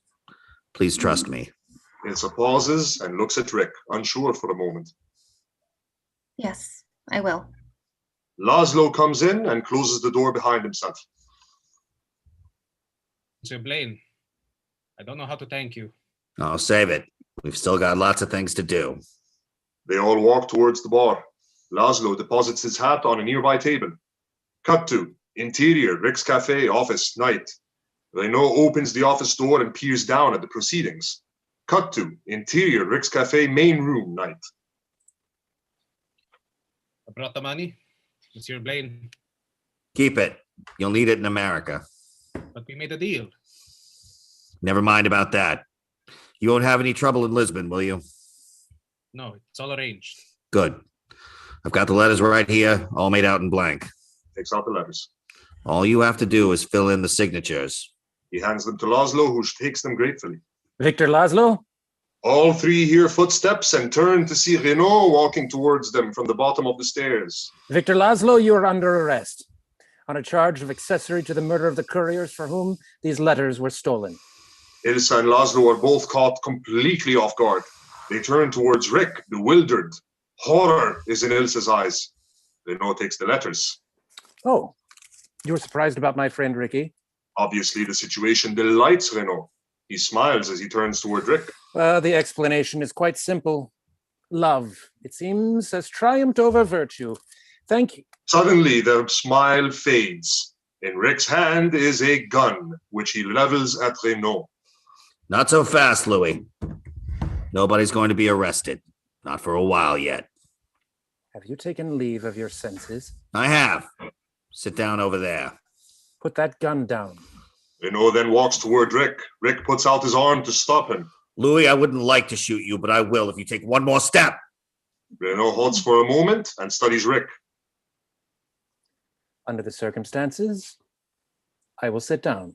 He walks to a table and sits. Keep your hands on the table. He takes out a cigarette case. I suppose you know what you're doing, but I wonder if you realize what this means. I do. We've got plenty of time to discuss that later. Call off your watchdogs, you said. Just the same, you call the airport and let me hear you tell them. And remember, this gun's pointed right at your heart. That is my least vulnerable spot. Renault picks up the phone and dials. Rick takes back the letters. Hello. Is this the airport? This is Captain Renault speaking. There'll be 2 letters of transit for the Lisbon plane. There's to be no trouble about them. Good. Cut to interior German consulate, night. Strasser is on the phone. Hello? Hello? He hangs up the receiver and presses a buzzer on his desk. An officer quickly enters. My car, quickly. The Befehl, Herr Major.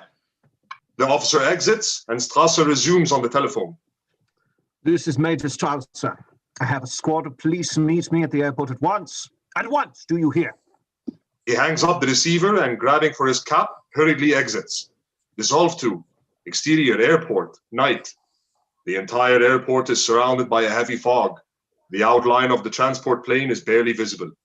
Cut to interior exterior, airport hangar, night.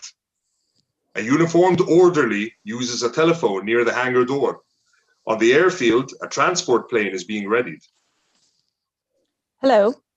Hello, radio tower. Lisbon plane taking off in 10 minutes. East runway. Visibility 1.5 miles. Light ground fog. Depth of fog approximately 500. Ceiling unlimited. Thank you. He hangs up and moves to a car that has just pulled up outside the hangar. Renault gets out while the orderly stands at attention. He's closely followed by Rick, right hand in the pocket of his trench coat, covering Renault with a gun. Laszlo and Ilsa emerge from the rear of the car. Louis, have your man go with Mr. Laszlo and take care of his luggage. Certainly, Rick. Anything you say. Find Mr. Laszlo's luggage and put it on the plane. Yes, sir. This way, please. The orderly escorts Laszlo off in the direction of the plane. Rick takes the letters of transit out of his pocket and hands them to Renault, who turns and walks toward the hangar. If you don't mind, you fill in the names. That will make it even more official. You think of everything, don't you? And the names of Mr. and Mrs. Victor Laszlo. Renault stops dead in his tracks and turns around. Both Ilsa and Renault look at Rick with astonishment. But why my name, Richard? Because you're getting on that plane. I don't understand. What about you? I'm staying here with him till the plane gets safely away. Rick's intention suddenly dawns on Ilsa. No, Richard. No, what happened? What has happened to you? Last night we said a great many things. You said I was to do the thinking for both of us. Well, done a lot of it since then, and it all adds up to one thing. You're getting on that plane with Victor Laszlo where you belong. But Richard, no, I... You've got to listen to me. Do you have any idea what you'd have to look forward to if you stayed here? 9 chances out of 10 we'd both wind up in a concentration camp. Isn't that true, Louis? Renault countersigns the papers. I'm afraid Major Strasser would insist. You're only saying this to make me go. I'm saying it because it's true. Inside of us, we both know you belong with Victor. You're part of his work, the thing that keeps him going. If that plane leaves the ground and you're not with him, you'll regret it. No. Maybe not today, maybe not tomorrow, but soon. For the rest of your life. But what about us? We'll always have Paris. We'd lost it until you came to Casablanca. And I said I would... Oh, sorry. We got it back last night. And I said I would never leave you. And you never will. But I've got a job to do too. Where I'm going, you can't follow.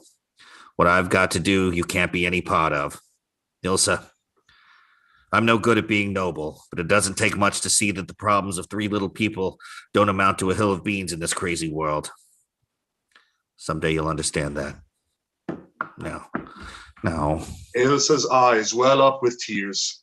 Rick puts his hand to her chin and raises her face to meet his own. Here's looking at you, kid. Cut to exterior road, night. Major Strasser drives at breakneck speed towards the airport. He honks his horn furiously. Cut to interior-exterior airport hangar, night. Laszlo returns. Rick walks into the hangar and Renault hands him the letters. He walks back out to Laszlo.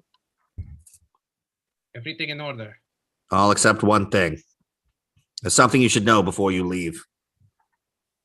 Sir Blaine, I don't ask you to explain anything. I'm going to anyway, because it may make a difference to you later on. You said you knew about Ilsa and me, Yes? but you didn't know she was at my place last night when you were. She came there for the letters of transit. Isn't that true, Ilsa? Yes. She tried everything to get them and nothing worked. She did her best to convince me that she was still in love with me, but that was all over long ago. For your sake, she pretended it wasn't, and I let her pretend. I understand. Here it is. Rick hands the letters to Laszlo.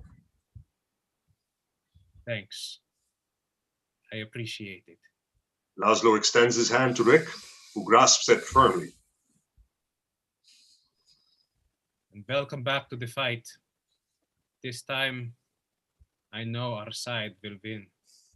On the airfield, the airplane engine turns over and the propellers start turning. They all turn to see the plane readying for takeoff. Ilsa looks at Rick and he returns her stare with a blank expression. He then glances at Laszlo, as does Ilsa. Then Laszlo breaks the silence. Are you ready, Ilsa? Yes, I'm ready. Goodbye, Rick. God bless you. You better hurry or you'll miss that plane. Rick watches as Ilsa and Laszlo walk very deliberately towards the plane. Well, I was right. You are a sentimentalist. Stay where you are. I don't know what you're talking about. Rick puts a cigarette in his mouth. What you just did for Laszlo, and that fairy tale you invented to send Ilsa away with him. I know a little about women, my friend. She went, but she knew you were lying. Anyway, thanks for helping me out. I suppose you know this isn't going to be pleasant for either of us, especially for you. I'll have to arrest you, of course. As soon as the plane goes, Louis. The door to the plane is closed by an attendant and it slowly taxis down the field. Suddenly, a speeding car comes to a stop outside the hangar. Strasser alights from the car and runs toward Renault. What is the meaning of that phone call? Victor Laszlo is on that plane. Renault nods toward the field. Strasser turns to see the plane taxiing towards the runway. Why do you stand here? Why don't you stop him? Ask Monsieur Rick. Strasser looks briefly at Rick, then makes a step towards the telephone just inside the hangar door. Get away from that phone! Strasser stops in his tracks, looks at Rick, and sees that he is armed. I would advise you not to interfere. I was willing to shoot Captain Renault, and I'm willing to shoot you. Strasser watches the plane in agony, his eyes dart towards the telephone. He runs towards it and desperately grabs the receiver. Hello. Put that phone down. Get me to the radio tower. Put it down. Strasser, one hand holding the receiver, pulls out a pistol with the other hand and shoots quickly at Rick. The bullet misses its mark. Rick now shoots at Strasser, who crumples to the ground. At the sound of an approaching car, both men turn. A police car speeds in and comes to a stop near Renault. 4 gendarmes hurriedly jump out. In the distance, the plane turns onto the runway. The gendarmes run to Renault. The first one hurriedly salutes him.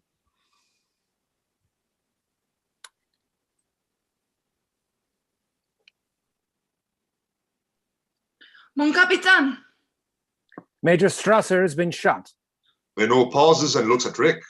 Rick returns Renault's gaze with expressionless eyes. Round up the usual suspects. Oui, mon capitaine. The gendarmes take Strasser's body away and then drive off. Renault walks inside the hangar, picks up a bottle of Vichy water, and opens it. Well, Rick, you're not only a sentimentalist, but you've become a patriot. Maybe. It seemed like a good time to start. I think perhaps you're right. As he pours the water into a glass, Renault sees the Vichy label and quickly drops the bottle into a trash basket, which he then kicks over. He walks over and stands beside Rick. They both watch the plane take off, maintaining their gaze until it disappears into the clouds. Rick and Louis slowly walk away from the hangar toward the runway. It might be a good idea for you to disappear from Casablanca for a while. There's a free French garrison over at Brazzaville. I could be induced to arrange a passage. My letter of transit. I could use a trip. But it doesn't make any difference about our bet. You still owe me 10,000 francs. And that 10,000 francs should pay our expenses. Our expenses. Uh-huh. Louis, I think this is the beginning of a beautiful friendship. The two walk off together into the night. Fade out. The end.